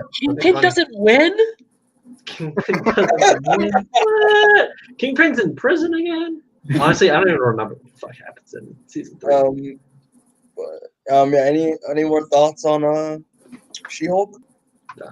All right, we're gonna go to another show that's coming out. Moon Knight. Moon Knight. I don't know. I hope they really play up or you can say your thing. I'm nervous because Feige described it as an Indiana Jones type show. And I was like, that's not even close. Indiana Jones type show? In what aspect? It's like an adventure. I'm assuming they're trying to do they're gonna stick with the origin of him just trying to get to the fucking Khonshu temple the entire time, and I would not want that. I want Charles Houston, the bottom, violent vigilante fucking Moon Knight. That's all I want. Moon Knight is a mentally deranged former mercenary. He's not Indiana Jones. He's not the good guy. He was he was a mercenary, and 2, he's completely crazy. And I hope they really play up the fact that no one knows if Khonshu is real. That's what I love. that no one even knows if Khonshu is even a real thing. And It's like multiple personalities and stuff. Like there's all this stuff. Because my favorite thing about Moon Knight is like he thinks he has powers, but like the play like, does he have powers or is he just a fucking crazy dude? Like I love that. Yeah, is he on a mission from a moon god, or did he just hit his head? Basically. Yeah. But yeah, I'm excited, but like I'm nervous because of that statement that he made, and I was like, that's not Moon Knight, bro. Like, yeah, I want them to bring in like his Stephen Grant and Jake Lockley. I think are like Mr. Knight, maybe. I don't know. Oh my god! If they do the one where he's like the suit when he has Mr. Knight, the detective, that'd be cool. They kind of already have Legion to work off of too, so they kind of have already somewhat of a framework on what works and what not. Hopefully, but Legion was a lot more colorful and wild. Yeah, Legion was a lot more out there. Yeah. I have seen 2 panels of a Moon Knight comic, and one is him bleeding out, and he's saying, "Let's get this bread," and he like falls against the wall. And then another one is him saying, "Hey, I zoned out, Spider-Man. What did I miss? Gamora over there is taking over a family business. Who's Gamora? Just punch who I punch in a second." Like if you want to read a good Moon Knight run, the one by Charles Houston and David Finch, the bottom is really fucking good. I want this Moon Knight, violent, like vigilante, deranged, crazy dude Moon Knight. Like this is what I want. Like I heard, isn't Warren Ellis's really good? Yeah, it is also good as well. That's with Mr. Knight that he That's did. only 6 issues. Yeah, and Jeff Lemire's run as well, which was amazing. I thought it was really good. Yeah. Like Moon Knight in this run rips a dude's face off, and it's freaking awesome. Like, he's like the Punisher, but he maims instead of kills. Yeah, and also people address the fact that Moon Knight is crazy, but Punisher's also crazy. Yeah, it's just not an aspect of his character. And it also pisses me off when people are like, "Oh, like isn't Moon Knight just like Marvel's Batman?" No, because Daredevil's Marvel's Batman. There's no Marvel Batman. Just like there's no okay, there are 2 Marvel Supermen, and they are literally Hyperion and Sentry are just supposed to be Superman. So no actor has been announced yet. No. Oscar Isaac is in talks. It's not confirmed. Okay. That'd be cool. I have an alternate casting for this. And I wish they actually did cast him. I hope he gets the role. I want Oliver Jackson Cohen from Hill House to play Moon Knight. I want Shia LaBeouf. He's canceled. I want Shia LaBeouf. Shia is canceled now. You want Shia LaBeouf? What Shia LaBeouf do? A lot of things. Like for me, like Oliver Jackson Cohen is my number one because he's a great actor. He's also of Jewish and Egyptian descent as well. So of Egyptian descent. No, Moon Knight's Jewish, but like Oliver Jackson Cohen's Jewish. Yeah, I know Moon Knight was Jewish. Yeah. So I think, and I've seen him in like The Invisible Man, and I thought he was great in that. Luke in Hill House. Yeah. Okay.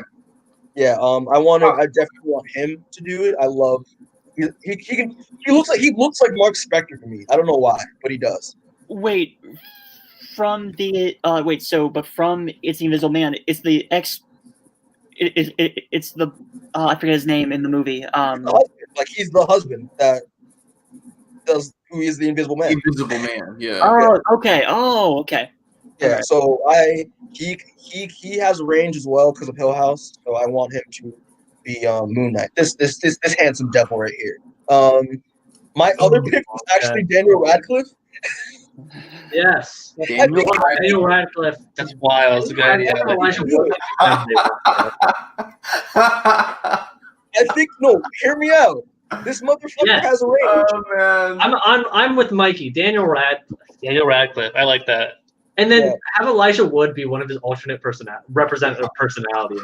Yo, that's a great idea. For every personality, which is actors, that would be great. Like in his head? Yes. And you could have that represented on screen too. It's like unreliable narrator. That's cool. That sounds way too wild because doesn't he have like more than 20 like personalities? There's really only like 4 or 5. 3 main ones. Okay.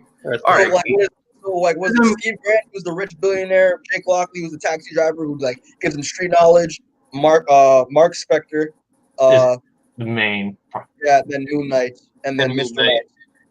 Okay, so then it could be somewhat kind of like split then, where if one really good actor can do it, or you could split it off into different things. But I'm doing like one, but that would be a great idea. Yeah, for the really psychopathic parts, give it to Jim Carrey out of nowhere and just come in and be wild. He just plays the mask. I would want Daniel, like Shia LaBeouf. Okay, I'll take that. Daniel Radcliffe, I want. Oliver Jackson Cole, I want. Oscar Isaac, great actor, but like, I need like a Jewish character. Like Daniel Radcliffe, Jewish. He is. He is. Yeah, I looked it up. Sure, he's Jewish. Jesus Christ. Is he really? But I'm excited, but yet nervous. Daniel Radcliffe. Ow. So that's my thoughts on Moon Knight. If you all want to read a good Moon Knight run, Moon Knight, The Bottom by Charles Houston and David Finch is really fun. Give Rupert Grint some work, goddammit. Have Emma Watson come back. What's it called? Also, I want the scene in the comic where Moon Knight decides to fight a bunch of bad guys in his underwear and just a mask on. Wow, he's that's what Daniel Radcliffe is for. That's a Daniel Radcliffe role. Yeah. Yeah, ever since you watched Guns Akimbo, you think you can play anything. Is it good? I haven't seen that. It's really good. Doesn't matter. It's pretty good. Okay. Yeah, but any final thoughts on Moon Knight? I'm excited, but you're nervous. Oh wait, there's something wrong with Moon Knight though. It doesn't introduce a young Avenger, so you have everything has to introduce one. It's gonna flop. That's all I got. So should we move on? All right. So what is the next thing? Okay, we'll talk about this one real quick. Secret Invasion show. Nick Fury show doesn't work as it's a massive scale event in the comics where tons of superheroes are replaced with Skrulls. I don't know how you turn that into a TV show. Yeah, I just started reading it. The Bendis Secret Invasion, so I don't really know what happens other than that basic concept. I can only see it working if it's something of a time lapse kind of show where each episode takes place in a different period where a Skrull came in and took over and pretended to be somebody. I guess Secret Invasion is a very good way to bring in the young Avengers. I think during Secret Invasion, young Nick Fury leads them as his. Doesn't Nick Fury get them together or something? Or some of them. I don't know. There's also the Skrull kill crew, who I hope they introduce, who are a bunch of weird superheroes who just go around gunning down Skrulls because they're led by the 3D man who can tell who's a Skrull and who's not. I feel like the way they're gonna do is obviously we know what Robert said before, that the Skrulls are kind of good guys now. They're gonna be like a zealot group that are more evil. I think that's how they're gonna go about it. Or maybe it'll be a twist that the Skrulls are the bad guys. Or that. Wasn't that the twist of Captain Marvel? Yeah. But how the hell are they gonna pull that? I mean, maybe people won't. Maybe they'll change. Maybe it'll be a different faction of Skrull. Ben Jackson is coming back, and Ben it's the Mendelsohn as Talos is coming back. Yeah, Talos is also coming back for that as well. And that's all we know so far. Yeah, but I'm excited. I'm not excited. I'm curious to see how that's gonna be pulled off because I have no idea how that could work. I mean, an event as a show, that could work because you have more time to flesh things out. But I don't. Other than that, no idea. Man, Sam Jackson's first appearance on TV since S.H.I.E.L.D. It's the isn't it? Yeah, that's pretty funny. There's a rumor that Quake will be coming into the show, but that's just a rumor. I would love that. It's a big rumor, but she says she'd love to do it again. Yeah, Chloe Bennett is that gets to stop the The episode. last season was clutch. That Last last season was season of Shield, where you knew it was ending. Let's just do everything and anything. Yeah, it was a lot of fun. But yeah, that's what I gotta say. I mean, I'm curious. I gotta finish reading Invasion to see what I can theorize off that. But actually, a question to end it. This part. Who do y'all think is gonna be replaced by a Skrull? You will, Mikey. You'll be replaced by a What is Skrull. Yeah, you're gonna go next level with All of that. Penn State. All of Penn State's going to be replaced by Skrull. We are not who we seem. I heard one theory. Someone thinks that Thunderbolt Ross is actually a Skrull. Isn't Ross in the upcoming? It's the armor. It's with the Don Cheadle show. I don't know, but yeah, I don't. Hawkeye. Yeah, Hawkeye. That's my choice. Hawkeye. Yeah, sure. Hawkeye. I don't know. That's so crazy. Your mission is to replace Clint Barton. Oh, okay, great, thanks. Thanks. I don't get to replace someone. I don't get to get superpowers and replace them with superpowers. I get to replace Clint Barton. I get to shoot arrows. There's that. So make Secret Invasion a workplace comedy where they're just talking about who they should replace. There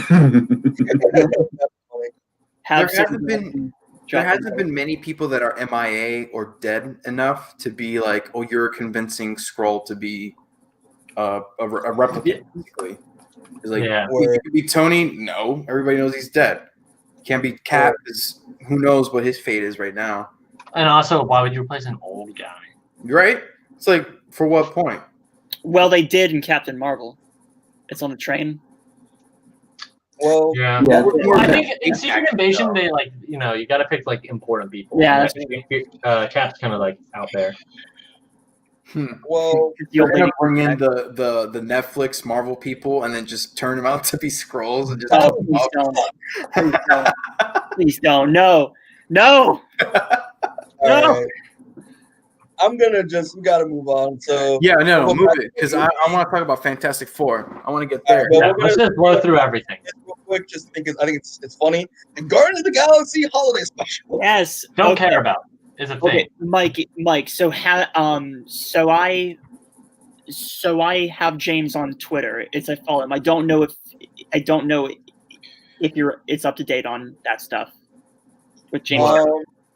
I mean, only thing I know about it is that James Gunn is doing it and that they're filming it at the same time they're gonna film Guardians 3. So, yeah, that's it. Yeah. So it's probably going to be something silly, and then it's not going to do anything important. I just want random ass cameos, just random fucking cameos. I just want it's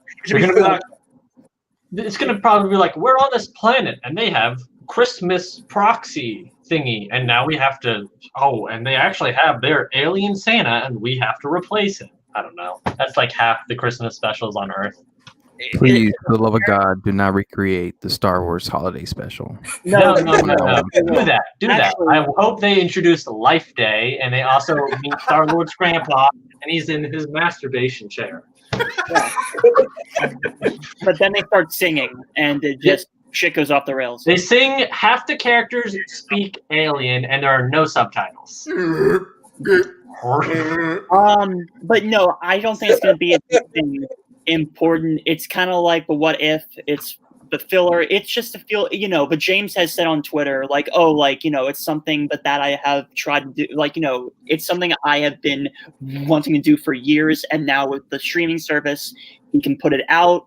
Mm-hmm. So it's going to be just something to feel good, honestly. It's interesting to see Peter try to push, or not push, but introduce the Guardians to the idea of Christmas. Most importantly, that's gonna be probably half the plot. I think it would be the funniest shit in the world. It would be so it'd be what are you talking about? What? There's a guy that flies around the whole planet? Yeah, Drax will just not understand. No. Drax has to mention. And then Groot's going to be decorated as a tree at some point. Between Groot. But no, Drax is going to mention Santa. Is he a feared type of, is he a warrior? And Quill's no, he's not. He just only presents once a year. I feel like we could write this special, and it will be almost identical to what actually. Should we do that? Should we write our version of the Guardians of the Galaxy holiday? And then we have to just see it's a bare outlines, and we just have highlights, and we just get we make a bingo sheet, and we just check it off every time the first scene happens. So is he in the chat watching this, or? Yeah, James, I'm calling you out. I could make this special. He's bent over. Yeah. Well, while we're talking on Guardians of the Galaxy, so we're just gonna get this out of the way. The I Am Groot shorts are a thing. Those are shorts. Okay. Yeah, it's just a bunch of baby Groot shorts that they're doing. Is it that animated was or live like- action? What happened? Oh, Is no. it within? I'm sorry to interrupt, but is it it's animated or live action? I don't know. Animated. Okay. Animated. All right. So I don't know. That's where I started feeling like, what is the purpose of this? Is it because everybody knows Baby Groot and it knows that it'll sell, or will there be something to like gain from this? That's basically what it is. It just Baby Groot sells, and that's it. No, actually, I have a feeling that Baby Yoda had a part in this too. I was just about to say that. Like, oh, it's Baby Groot too, guys. Look, they're cute. Money. Give me your money. Kevin was like, listen, we have to start our own thing too. Oh my god. That's funny. But I mean, it's just a bunch of Baby Groot shorts. Baby Groot's adorable. They're That's shorts, the whole yeah. thing. So, yeah, I'll watch them. Yeah, it's for the kids, you know. For the kids. End of the day, it's for the kids. It's okay. Yeah. So is that good for I Am Groot? Mm-hmm. All right. So now we're just finish off the Guardian stuff. Guardians of the Galaxy Volume 3 is happening. James Gunn is coming back to direct. Everyone's coming back. Thor will also be in it, I think. And we don't know nothing about this movie. That the fact that it's happening. That's it. I have one. I'd like to start this off with just one thing. Okay. So, the first movie was about mother issues, right? And then the second one, father issues. And now that Gamora is no longer like the same Gamora, maybe it's something like with heartbreak or something. Maybe it's like a significant other kind of story instead. Now that the parents are done, basically, and like how maybe I don't know. I feel like with how insecure Peter feels, with how well and how easily Thor can get along with Gamora, they have like this similar background about being warriors and shit. They can get each other easy. Maybe he feels like it's like somewhat of an insecure. Maybe it's somewhat either love or something toward like more inwards. You know? Like he starts to like self-reflecting and shit. This one gets it. Okay. Honestly, I have no idea what this movie will entail. I'll watch it because I like the Guardians. I think this is right. Yeah. I think right. It feels like that, you know. James seems to be doing more kind of like broader, rare, relatable stories about either mother issues, father issues, and now what's left is something like relationships. I think that thematically makes a lot of sense. Yeah. Yeah. I think I saw this. It's on. I think it was a story. It's on. It's done by James. It's on its Instagram story. I think he said that about this movie that I think with the Rocket shall have like a larger, like a big part to play in the movie. One, because James has said on record that he identifies most it's with Rocket. So I feel that it's going to be a big like emotional thing for the thing. And like, you know, but that harkens back to the thing with the Guardians 2. It's kind of like on topic, but I feel that the Guardians 2, it was not more. I think the second Guardians, it's a kind of a hot take, but it's more a James Gunn movie than a Marvel movie. With that, and like you know, that made it a lot different from the first Guardians because it's chasing, it's a MacGuffin and like it's wacky and stuff like that. But I feel like with 3 now, he's having to end a trilogy that he's been making it in the process. So I feel that Guardians 3 is going to be it's going to be a personal movie. It's in a lot of ways, and that is something that I'm excited for it because I think the second Guardians it had a lot of emotional moments. Yeah. Also, Adam Warlock. I don't know if you guys brought this up. I forgot that he was. Yeah, he's shown at the very end. He's like, they set him up. They may use him. I think they will eventually. Okay. Might be a replacement. It might just be like a, hi, I'm Adam Warlock, and then fly away. Hi, I'm Adam Warlock. You already did the plot line that I'm relevant in, so I'm going to go leave. Yeah, right? What if Adam Warlock is just a joke in the holiday special? I think I would, yeah. He'll show up and was like, I heard Thanos is around. Like, we already did that. Adam Warlock is Space Santa. Except also too, I think but Kraglin is coming back. But James Gunn's brother is coming back in this. Oh yeah, because he's basically Yondu now. He's Yondu. He's got the Yaka fin and arrow, and I don't know if Aisha of the Golden Girl, it's Elizabeth. It's Becky's coming back. I don't know if she's coming back.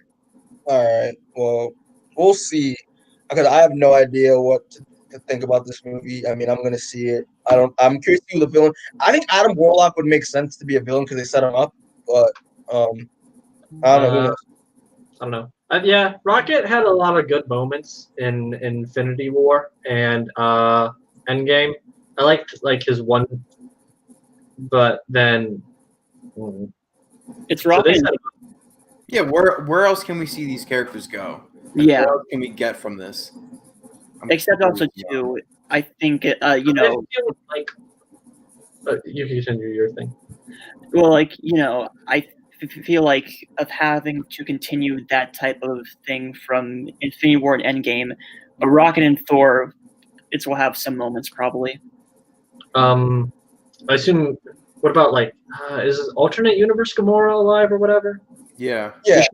She's gone. I guess they hunt her. That'll be weird. Because they'll be like, I'm not your Gamora. Like, it's not like it's creepy, Quill. It's creepy. She doesn't know who you are. That plot line has potential to potentially be trite, but it's James Gunn. I have faith. Yeah. Well, yeah, but he didn't set up that plot line, so there's also that. But he approved it. But yeah. Well, any more final thoughts before we move on? It's happening. Yay. James Gunn is back. What's next? Ironheart. I'll put a show up. Yeah, I'm gonna do Armor Wars first. Okay, Armor Wars. I think it's gonna be bad. That's gonna be bad. Yeah, I think Tony Stark has interesting plot lines involving technology and weapons and all that. But that's Tony Stark, because Tony Stark builds that shit. Rhodey flies a suit. He isn't Tony has existential dread about his weapons falling into wrong hands and people copying the suit. And they kind of did that with Iron Man 2. Yeah. But you can't. Rhodey wouldn't have any of that because he didn't build any of it. He just flies a suit. Yeah. He's not. He's a soldier. You're as read Armor Wars. I've not read Armor Wars at all. I've not read Armor Wars. I know parts about it, but there's a comic that it touches on similar notes, which is The Five Nightmares, which is a Iron Man comic by Matt Fraction. Very good. It's about Obadiah Stane's son, and he becomes he's a terrorist, and he outfits suicide bombers with arc reactor bombs. Okay, I'll say this. Right? Oh, sorry, Chris. No, you're cooling, bro. You talked first. I'm. The only thing that will make me watch this show, and I've said this before, is if Justin Hammer comes back. Sam Rockwell it's been has long enough. I feel like I love that character. I thought he was really fun in Iron Man 2, and he makes sense as being part of Armor Wars. Yeah. So that Don Cheadle's the head. We all know Don Cheadle's best role was Captain Planet. So Don Cheadle is a great actor. No, that was so weird.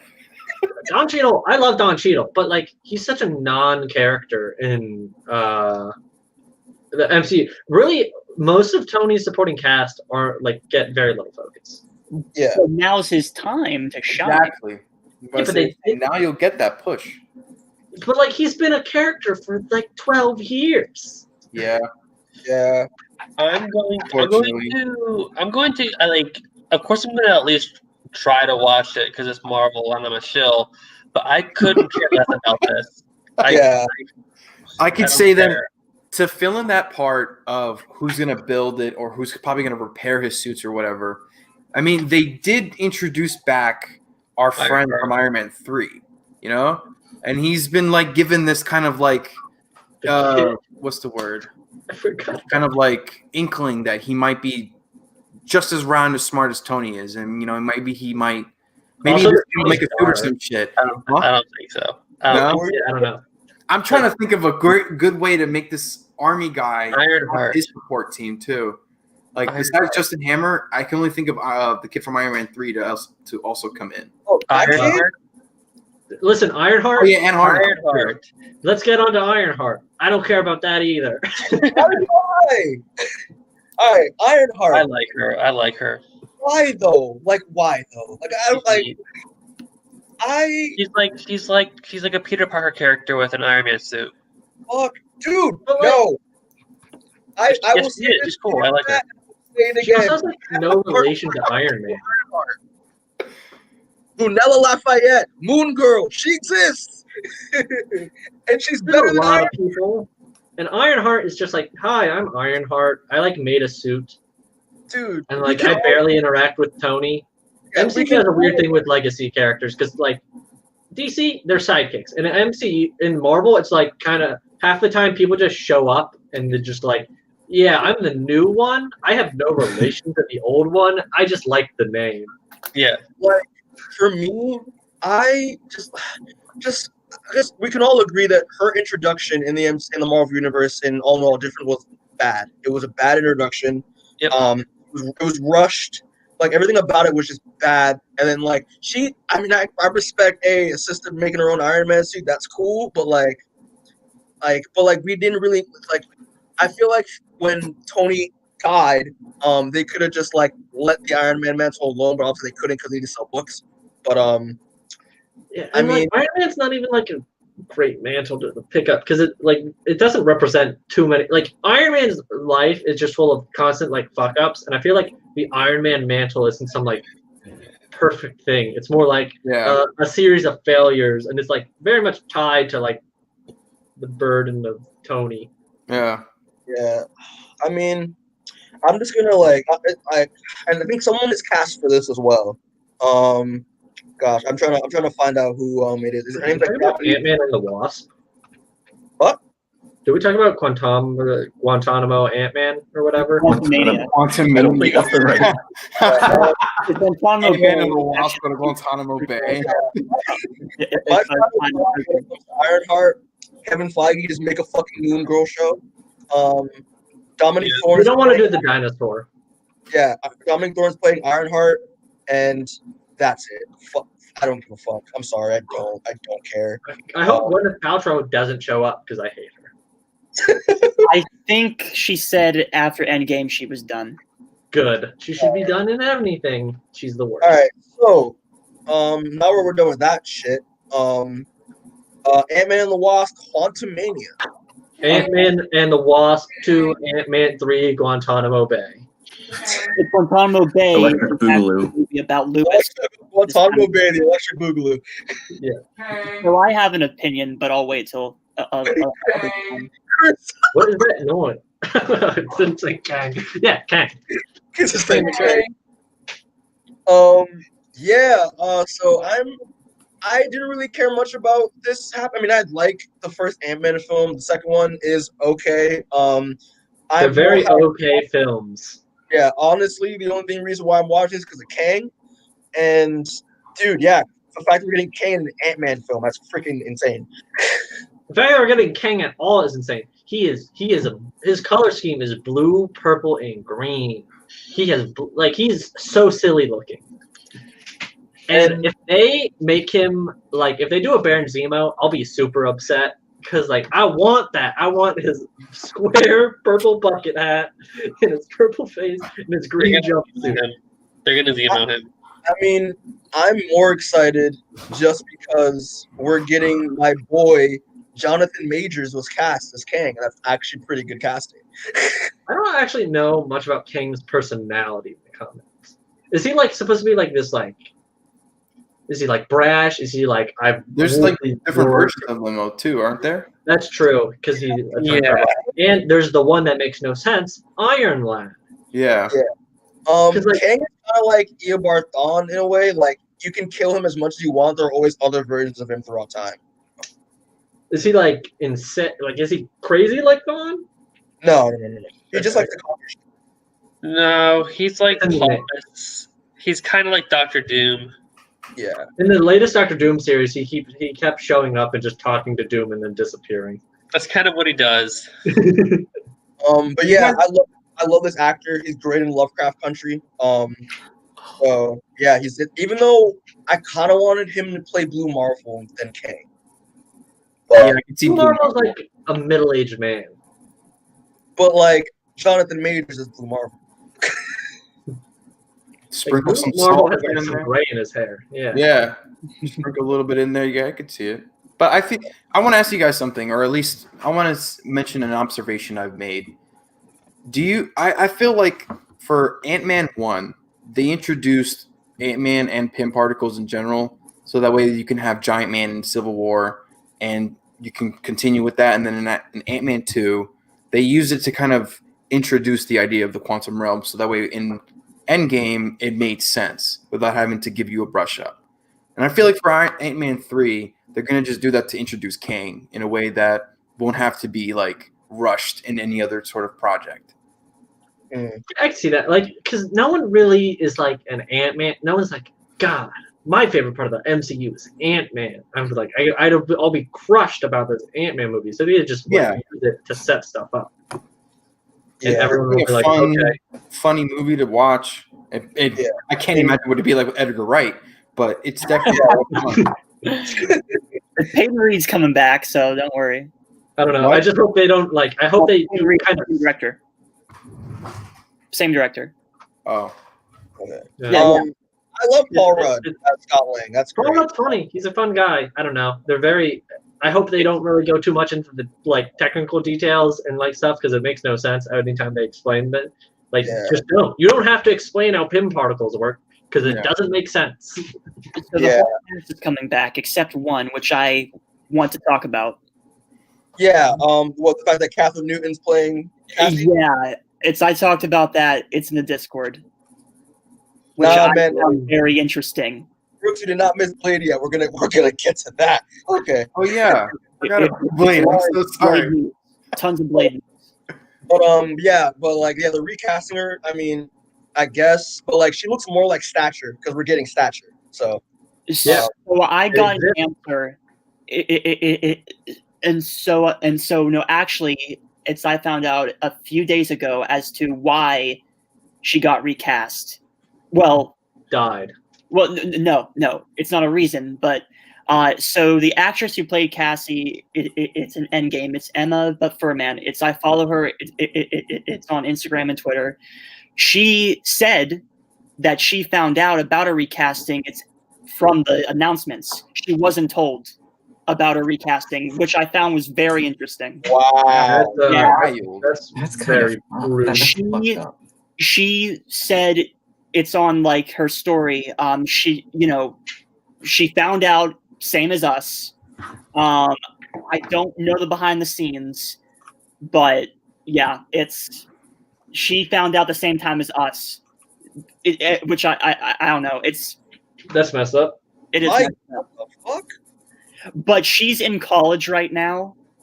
She said, but that she plans to like try to major. It's in film and not acting. So I don't know if she had like talks. It's with them down the line, but it sounds to me like she wasn't told about her recasting because she hasn't said anything aside from replying to her stories on Instagram.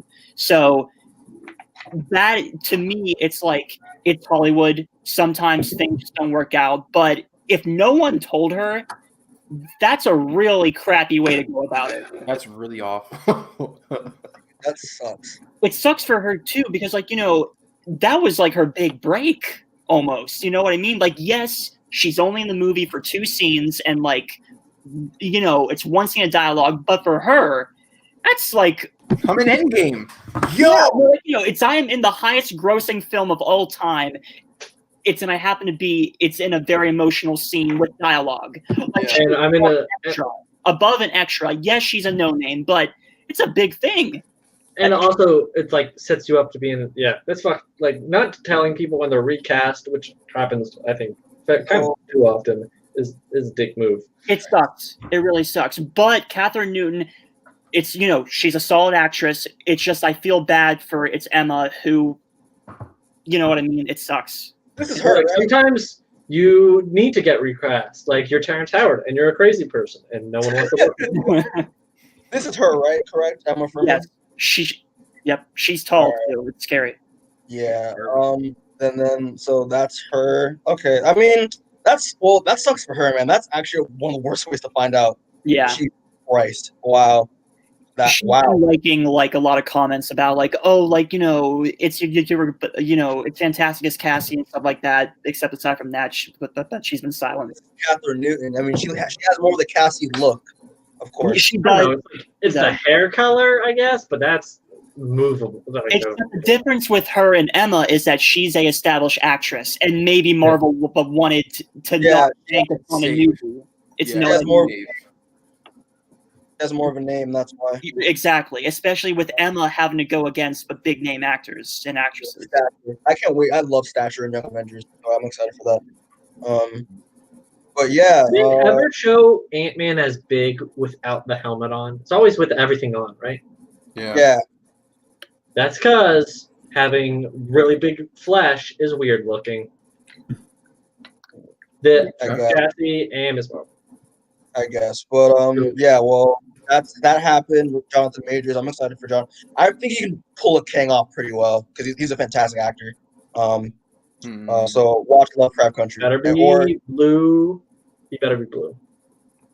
I mean, doesn't he wear a helmet that makes him blue? I thought it was just the color of his face. No. He's normal, but like the helmet just makes him appear like blue. His helmet better make him appear blue then. Like cool. But yeah, I'm intrigued. Wish it was Blue Marvel though, but I mean I'm intrigued. Hey, who knows? That's okay.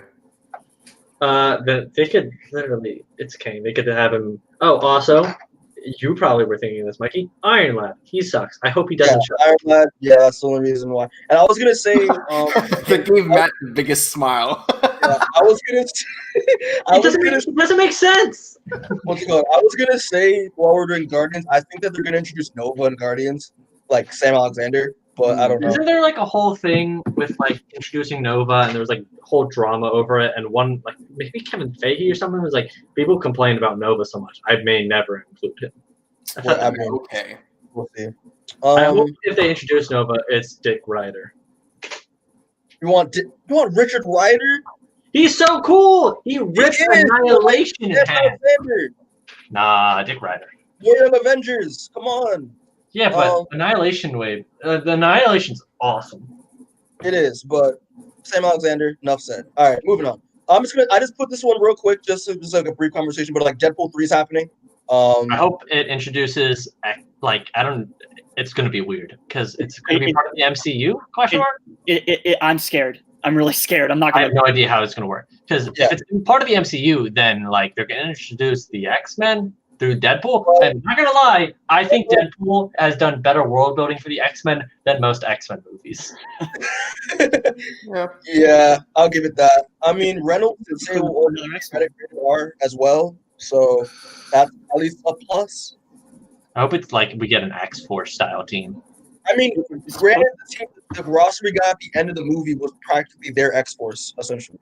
So like Domino, Sonic Teenage Warhead, Yukio, Cable, Fire Fist, and Colossus. It's an attack together. A doping. A doping, yeah. Come on. And Dopinder, yeah. I don't know. I feel like Fire Fist is going to be part of the superhero team. He is like 13, 14. Yeah. Give or take. I think before but Fox got bought, I think they planned a X-Force movie. They did, yeah, but then obviously that didn't work out. I mean, they just need to do better than freaking New Mutants, and then it'll be all right. Word. So yeah, that's happening. Any other thoughts before we talk about the next? If anything, it's okay because they could always just do 20th Century Fox in association with Marvel or something. Or yeah, I don't know if they're gonna if it's part of the MCU, I don't know what the fuck they're gonna be doing. If it's just continue Deadpool doing something. I want adult Marvel movies. I want to have fun. No, but I just meant because Deadpool interacted with the X-Men, and so would they just introduce the X-Men through Deadpool? Yeah, of course.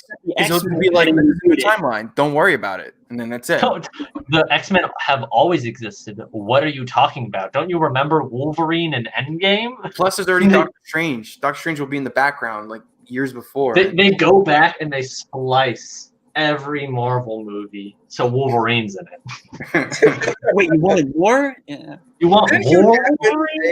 Didn't Hugh Jackman say he was down if they wanted to bring him back as Wolverine though? But I don't know if he can physically do it. No, you know? He'll be there to say hello, whip out the claws, and then say goodbye. And then they bring Laura Kinney because she's better. Yeah, I'm okay with that. Well, I mean, all I gotta say is some motherfuckers are trying to ice skate uphill. We're talking about Blade next. AKA, it's happening. The only movie you should fucking care about in this entire timeline. It's happening. That's all we know. Dude,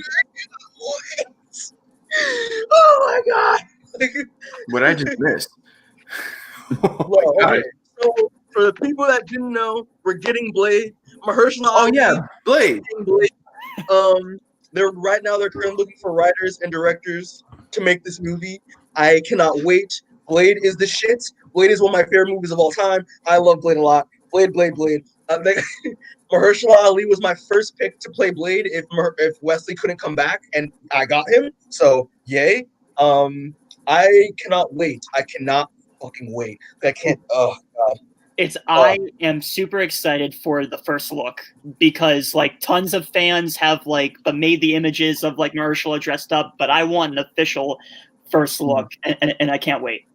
If they don't put Wesley in this movie, I will be fucking pissed off. I will not be happy. Plot twist: the movie is about Blade hunting down a vampire. It's Wesley Snipes, and then the cops burst in and arrest him for tax evasion. But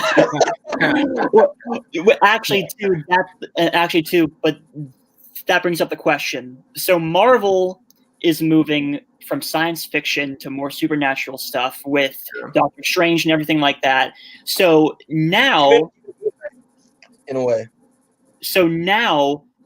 are they going to seep into vampires, since that's what Blade is? How are they going to go about this transition from science fiction to supernatural? I mean, they could just do it.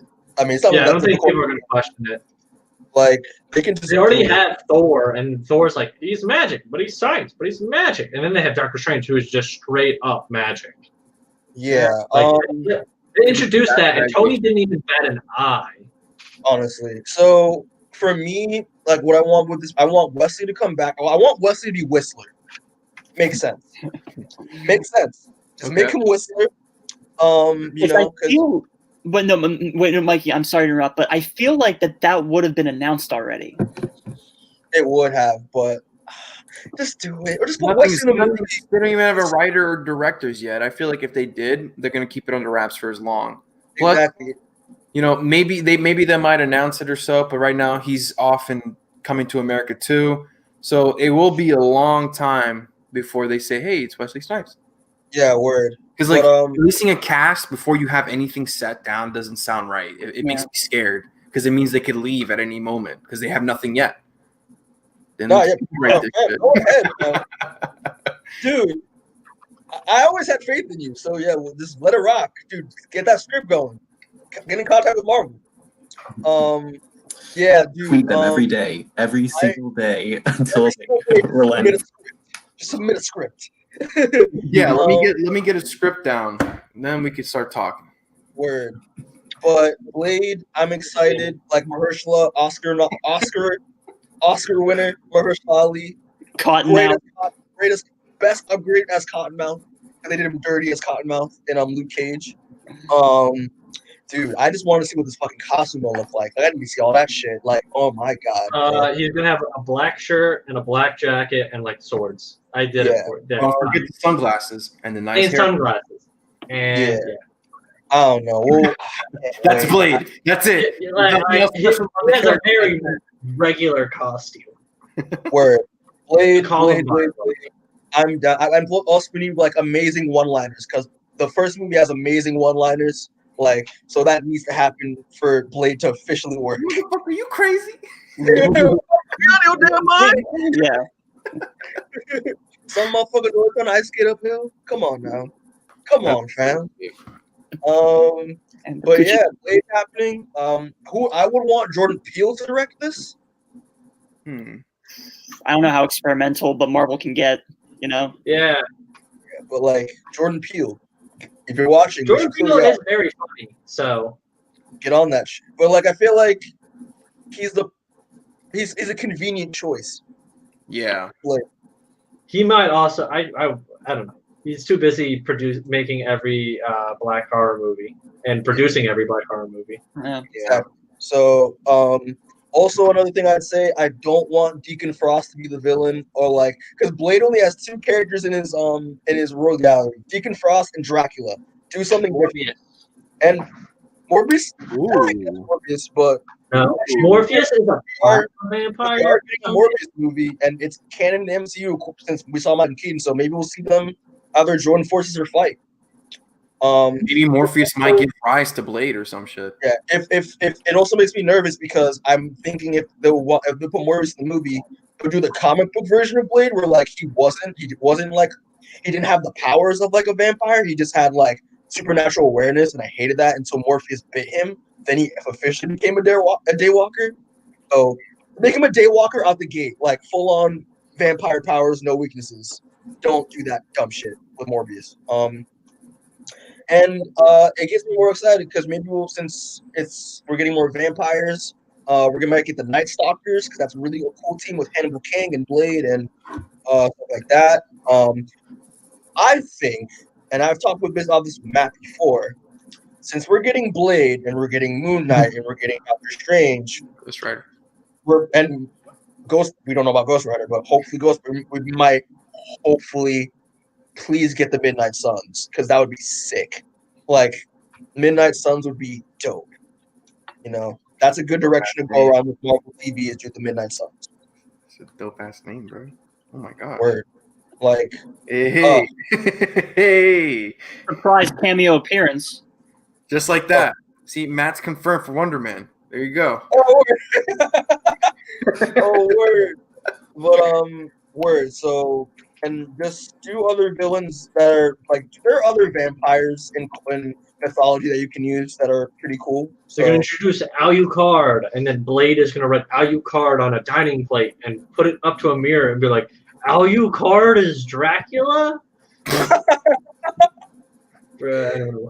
my god, that was a good moment in that show. But yeah, Detective Batman had to go write Alucard on a mirror to figure out it was Dracula. Word. Like, hold on, I'm gonna pull up a picture. I've showed it to Matt before. I want this shit, Marvel. Give me this shit. I want Midnight Suns. Give me that shit, please. It's hot. Like, oh my god, like that'd be so sick. Frank Castle come back. Yeah, Punisher, Blade, Johnny Blaze, Mark Spector, Hellstrom, Hannibal King, and Doctor Strange. Didn't that Hellstrom show? Didn't they make a Hellstrom show and it got canceled after the first season? Yeah, it's the last. It's technically the last show of Marvel TV, of old Marvel TV. It went out with a whimper. It sucked. I watched it. It wasn't that great. Cool. It was cool to see. It was cool to see Hellstrom, but it was whatever. All right. So, any last thoughts about the only movie y'all should care about? Move on to the movie I do care about. It's gonna be a while, Mikey, but I'm excited. Yeah, it's probably gonna come out 2023, probably We're at the earliest. But I think it's gonna be worth the wait. The more we get more news on it. Wesley, please get Wesley back, please. Like he deserves it. Don't fight, please, Wesley. Chillax. Don't fight with your directors. Yeah, maybe they get him back if he stops being an asshole. I mean, I personally think that Mahershala should start training today, like now. Like start training now. Have Wesley train you. Have Wesley train you. Please. Start training at 11:58 p.m. EST. Gotta wake him up with a right now. Wake up. Take steroids. Because people have a very synonymous image of like with Blade with Wesley's fighting style. So do it. Just Wesley train this man. People who watch Blade do, but the MCU is going to bring it to a much wider audience, and there's going to be a lot of people who haven't seen Blade, and they won't care. If you haven't seen Blade, what the fuck's wrong with you? What the hell are you doing? I don't care about Blade. Oh, vampires are lame villains. I did not know these movies existed. It's like if Underworld wasn't as so dark and so kind of cheesy, but like this is a good kind of cheesy. I might watch it one day, but I'm just like I'm not a vampire guy. I don't like vampires. I don't like vampires either, but I fucking love Blade. Don't watch 3. That's it. Watch one. One is good. The only thing I've ever seen from a Blade movie is from Blade 3, where they had a CGI Wesley Snipes' eyes open. Blade 2 is the best of the trilogy. Also, Matt, Christian wants you to whip your dick up. What? Give me the money first.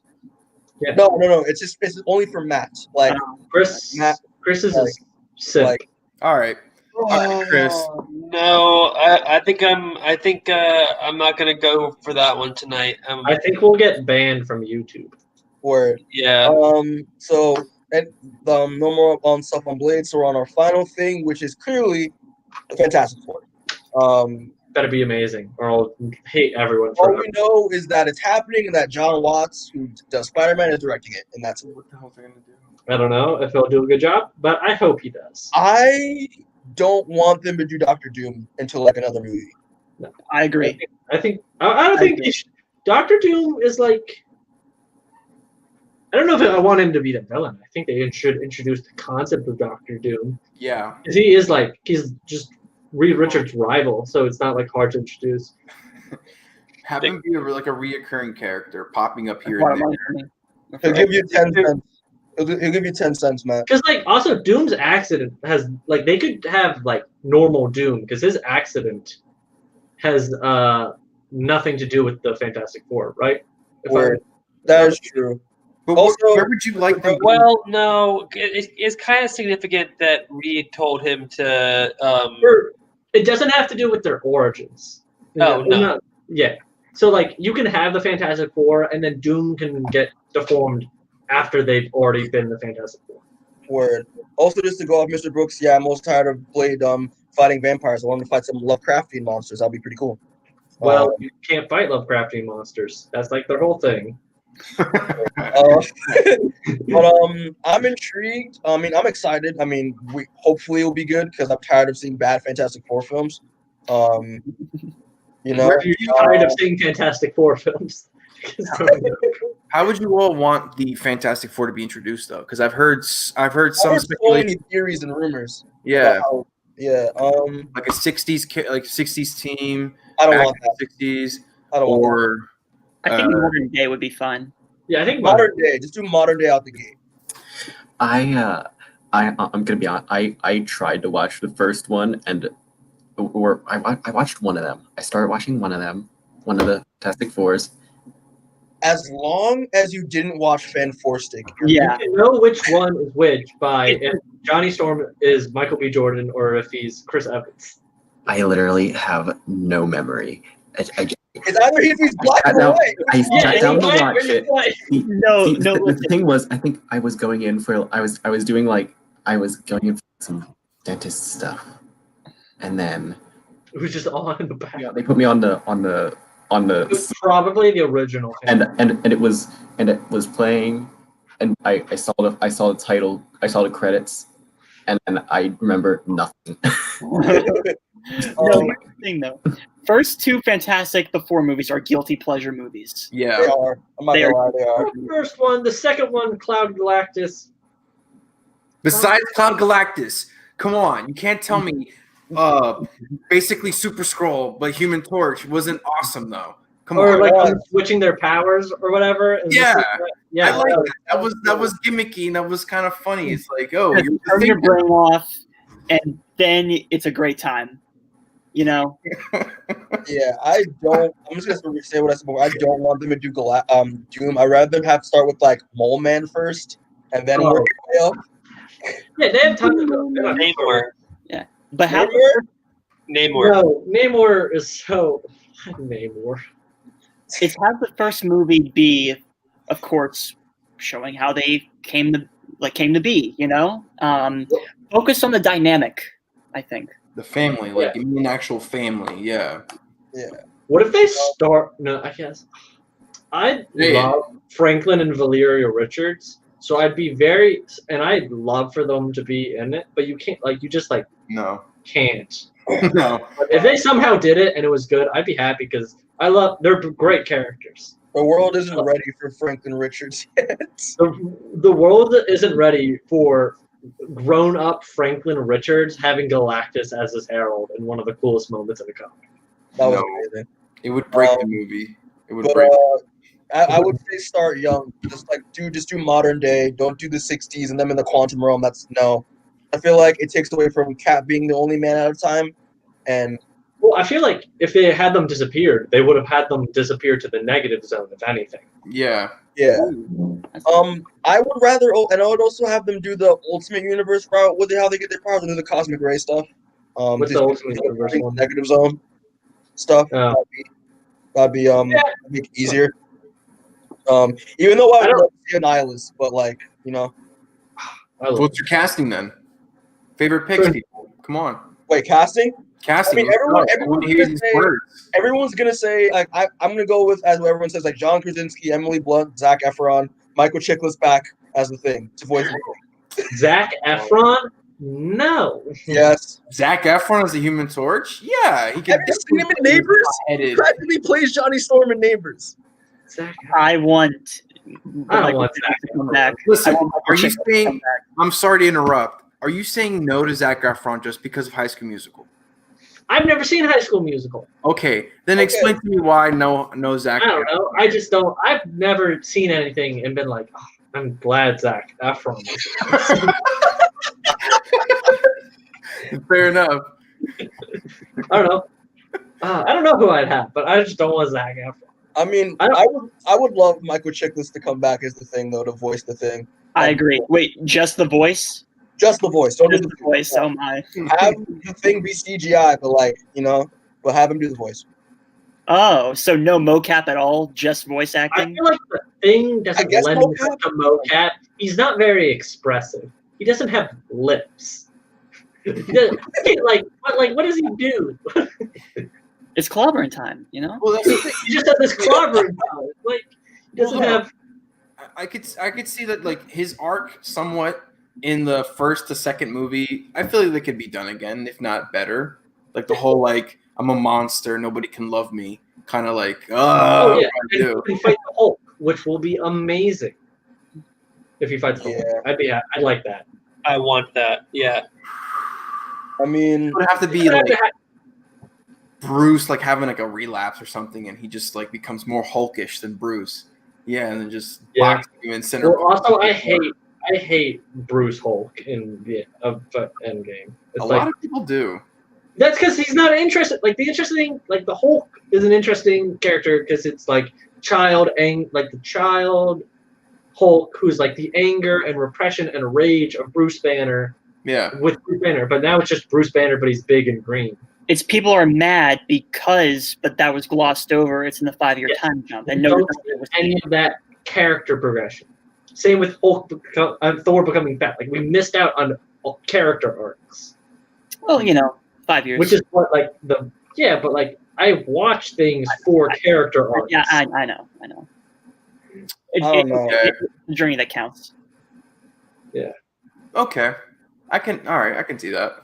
Christian says no CGI. Well, that's one option. It's if the budget gets bad. If the budget gets bad. And then he also said he wants Danny DeVito as the thing. Yo, Ewan McGregor as Mr. Fantastic. I love Ewan McGregor. Ewan McGregor is a fantastic actor. Have any of you guys seen the show Fargo? No, I wanted to. I haven't. He in season 3 he plays. Yeah, and he's really good in that, and they're like completely different to each other. So, yeah, have him be just modern day. I want like just start with Mole Man as a start villain. That'd be fun. listen, I wouldn't complain if they're like, "Hello, we got stuck in the negative zone, and we have 2 children. Their name are Franklin and Valeria." I'd be happy because I fucking love those characters. I don't know, like I would love to see a proper Galactus. That'd be amazing. That's different though. But that would be. I mean, they're not like a big because he's like big. He's a big bad. He's like he could even be like another MCU like big bad like Thanos type villain. Really, a lot of the Fantastic Four's bad guys are like big, large creature thing. Giant creature, or like Doctor Doom. Kang was originally a Fantastic Four bad guy, right? Yeah. Annihilus, Galactus. These guys are like massive villains. Yeah. Kind of. It's had the Big G himself come into the play. Yeah. Who would you cast as Doom, people? Mads Mikkelsen. Mads Mikkelsen? Yeah. Oh, cool. Okay. I think he'd be good. But Toby Bekettle from Fantastic. See, Toby Kebbell, like, he didn't. I guess maybe it was because of all that big train wreck, because that wasn't a train wreck all in itself. Here's the thing with that movie, though. Yeah, with that movie though, I loved the cast for the 4. Just the writing was just the problem. Yeah, I agree. Yeah. It was like Doctor Doom though was like more of just like if you asked this old guy, what do you think Doctor Doom would be like in modern day, like 2014 or whenever the hell the movie came out? It'd be this super smart, edgy guy who hacks and all the pettiest motherfucker on the face of the planet. Yeah, he's like more of like a college kid, like a 20-year-old versus like this man who like with will alone can conquer countries and shit. Yeah, Doctor Doom definitely old fashioned. Yeah, like he was not. Toby Kebbell was not old fashioned. All right, I'll give you that. Yeah, I would say when he was Doom, that hallway scene, fire. It's the only good thing about the movie. Yeah, he looked like a crash test dummy the entire time. Well, but that's a whole other story. Techno gimp face. Wait, what? He looked like a cybernetic gimp. Yeah, basically. I've heard this name hop around with Doom. Vincent Cassell. Vincent Cassell. He was in Black Swan. He was in Black. I know him from Black Swan, but like, he's French. He's a French guy. Oh, yeah. Oh, the one dude. Oh shit. I'll put his photo up real quick. Yeah, Vincent Cassell, this guy right here. Very interesting face. Yeah. I've heard his name be tossed around for Doom as a fan cast. I feel like I've seen him before. Yeah, I saw him in like Black Swan and like that was it, I think. Or maybe I've seen him in more stuff, I just can't remember. He is French. He's French. So I have a quick question about Fantastic Four, about the director, about John Watts. Yep. So John Watts is known mainly for the 2 Spider-Man movies, and he didn't write them; he directed them. So we have to take that into account. With the dynamic that Peter had, it's with his classmates. It's in the 2 movies. How do you think that direction shall be incorporated? It's among the Fantastic Four throughout the movie. Like, how do you think that John Watts is going to help the movie as a director? Well, I feel like the dynamic between Peter and his classmates is very different. Like, the Fantastic Four all know each other. Like, he he looks. The Fantastic Four all know each other. They're also all adults, and I think by the time the movie happens, they should all be like. You have Johnny who's immature, but like the rest of them aren't. So I think it would be a very different dynamic, and it would resemble. Yeah. It's hard then because it's like, do you have them be older where they already know each other and then figure that out, or have them younger? I'd rather have that. Yeah, but like, aren't they buying Stark Tower? They are buying Avengers Tower. So like, how can you have like? Not saying you can't have like young multimillionaires, but like, how could you have a young? I don't want them young, just like I don't want them like college students or shit. I want them to have like Ben and Reed were friends in the college, and then he should already have a bit of a know Susan well enough, so it shouldn't be like the budding romance, like, oh, we ran into each other on the street. Yeah. So I think that the dynamic should already be set up well enough. Okay. And then they're like, we're gonna do our like, I'm Reed Richards, super famous scientist, and I'm going to do my negative zone portal space mission cosmic ray craft. Mm-hmm. Okay. Daniel Craig as Dr. Doom. I don't know. What? I feel like, again, but John Watts was known, is known, but mainly for the two movies. But something that I thought that he did well is but just like we said, it's it's characters, and the dynamics, and John did good direction, especially in Homecoming, especially the scene where Peter meets Vulture. It's at his crush's house.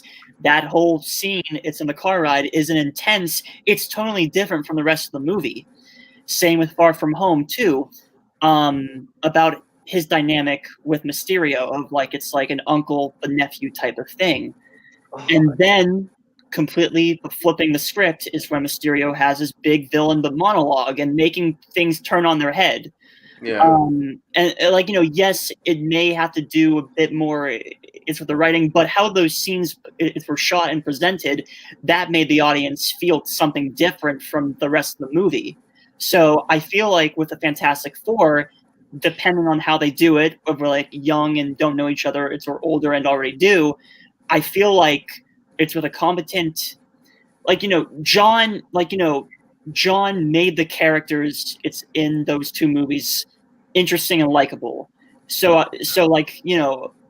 I think with great direction, it's in a good dynamic. He should do fine with having having something, but that was much more believable than what we got with Fan Four Stick. Yeah. Or previous. Yeah, that makes sense. Yeah. And if only Pete had an actual uncle to have that sort of relationship with. Yeah, instead of some weird creepy guy you just met. That'd be cool. Hey, Mikey. Yeah. Real quick, my dude. We've been doing this for 4 hours. You can keep going if you want, but I've got to quit. No, it is. It has been ending it after this time. Christoph Waltz. No. Bingo. Christoph Waltz. Yes, I couldn't resist. Yeah. Mikey, Glorious Bastards. Oh yeah, I know Christoph Waltz, but I'm as who though? Oh. Doom. As Doom? Yeah. Susan Storm. I will say this. A very intimidating Nazi. I will say this. He has range from a Nazi to being the most heroic Tarantino character ever in Django Unchained. Yeah. And though I guess his sing-songy voice does throw him off as being Doom. So, any final thoughts for Fantastic Four? I mean, have a modern day. Just hint at the accident. Just have them be a family already established. Moment. Will the Skrulls play a role? That's the moment. I do like Moment. Do they bring up? No, they're gonna have everything covered. They're gonna have Skrulls. They're gonna have Inhumans. They're gonna have 12 villains, and it's gonna be the worst movie ever. Moment's a very grounded, no pun intended, kind of villain. It's just guys that live in the ground. Okay. He's a guy who lives in the ground. You kind of feel bad for him. It's the Underminer. Yeah.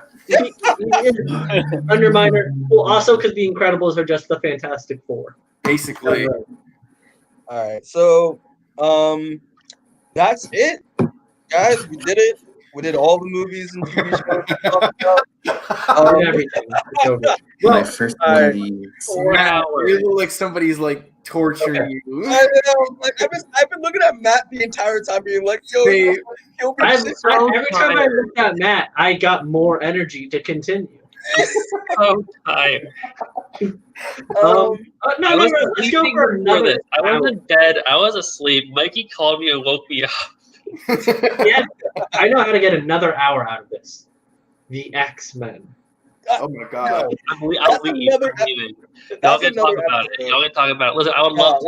I would love to. I'm sorry, I can't. But all right, so I'm just gonna end it. Thank y'all for the panelists, guys. I really appreciate it. This was a really fun conversation.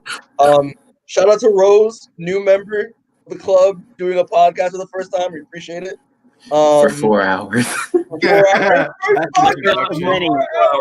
Many, so get strapped in. Yeah, but it's Wait until the Mandalorian one. 8 hours. 1 hour for each episode. Honestly, And then 2 extra hours for me complaining like a madman. honestly, but yeah, this was fun. This is a good conversation. Audience, thanks for joining us. It was real. It was fun. Beats, stay tuned for our next podcast that we're gonna do. We're talking about the Mandalorian season 2 that just dropped and finished. We made that tomorrow. I don't know. I want to get out before Christmas because holiday. So, but yeah, it's been real. So get home safe. Wash your damn hands to quote the bird without fear, of course. And yeah,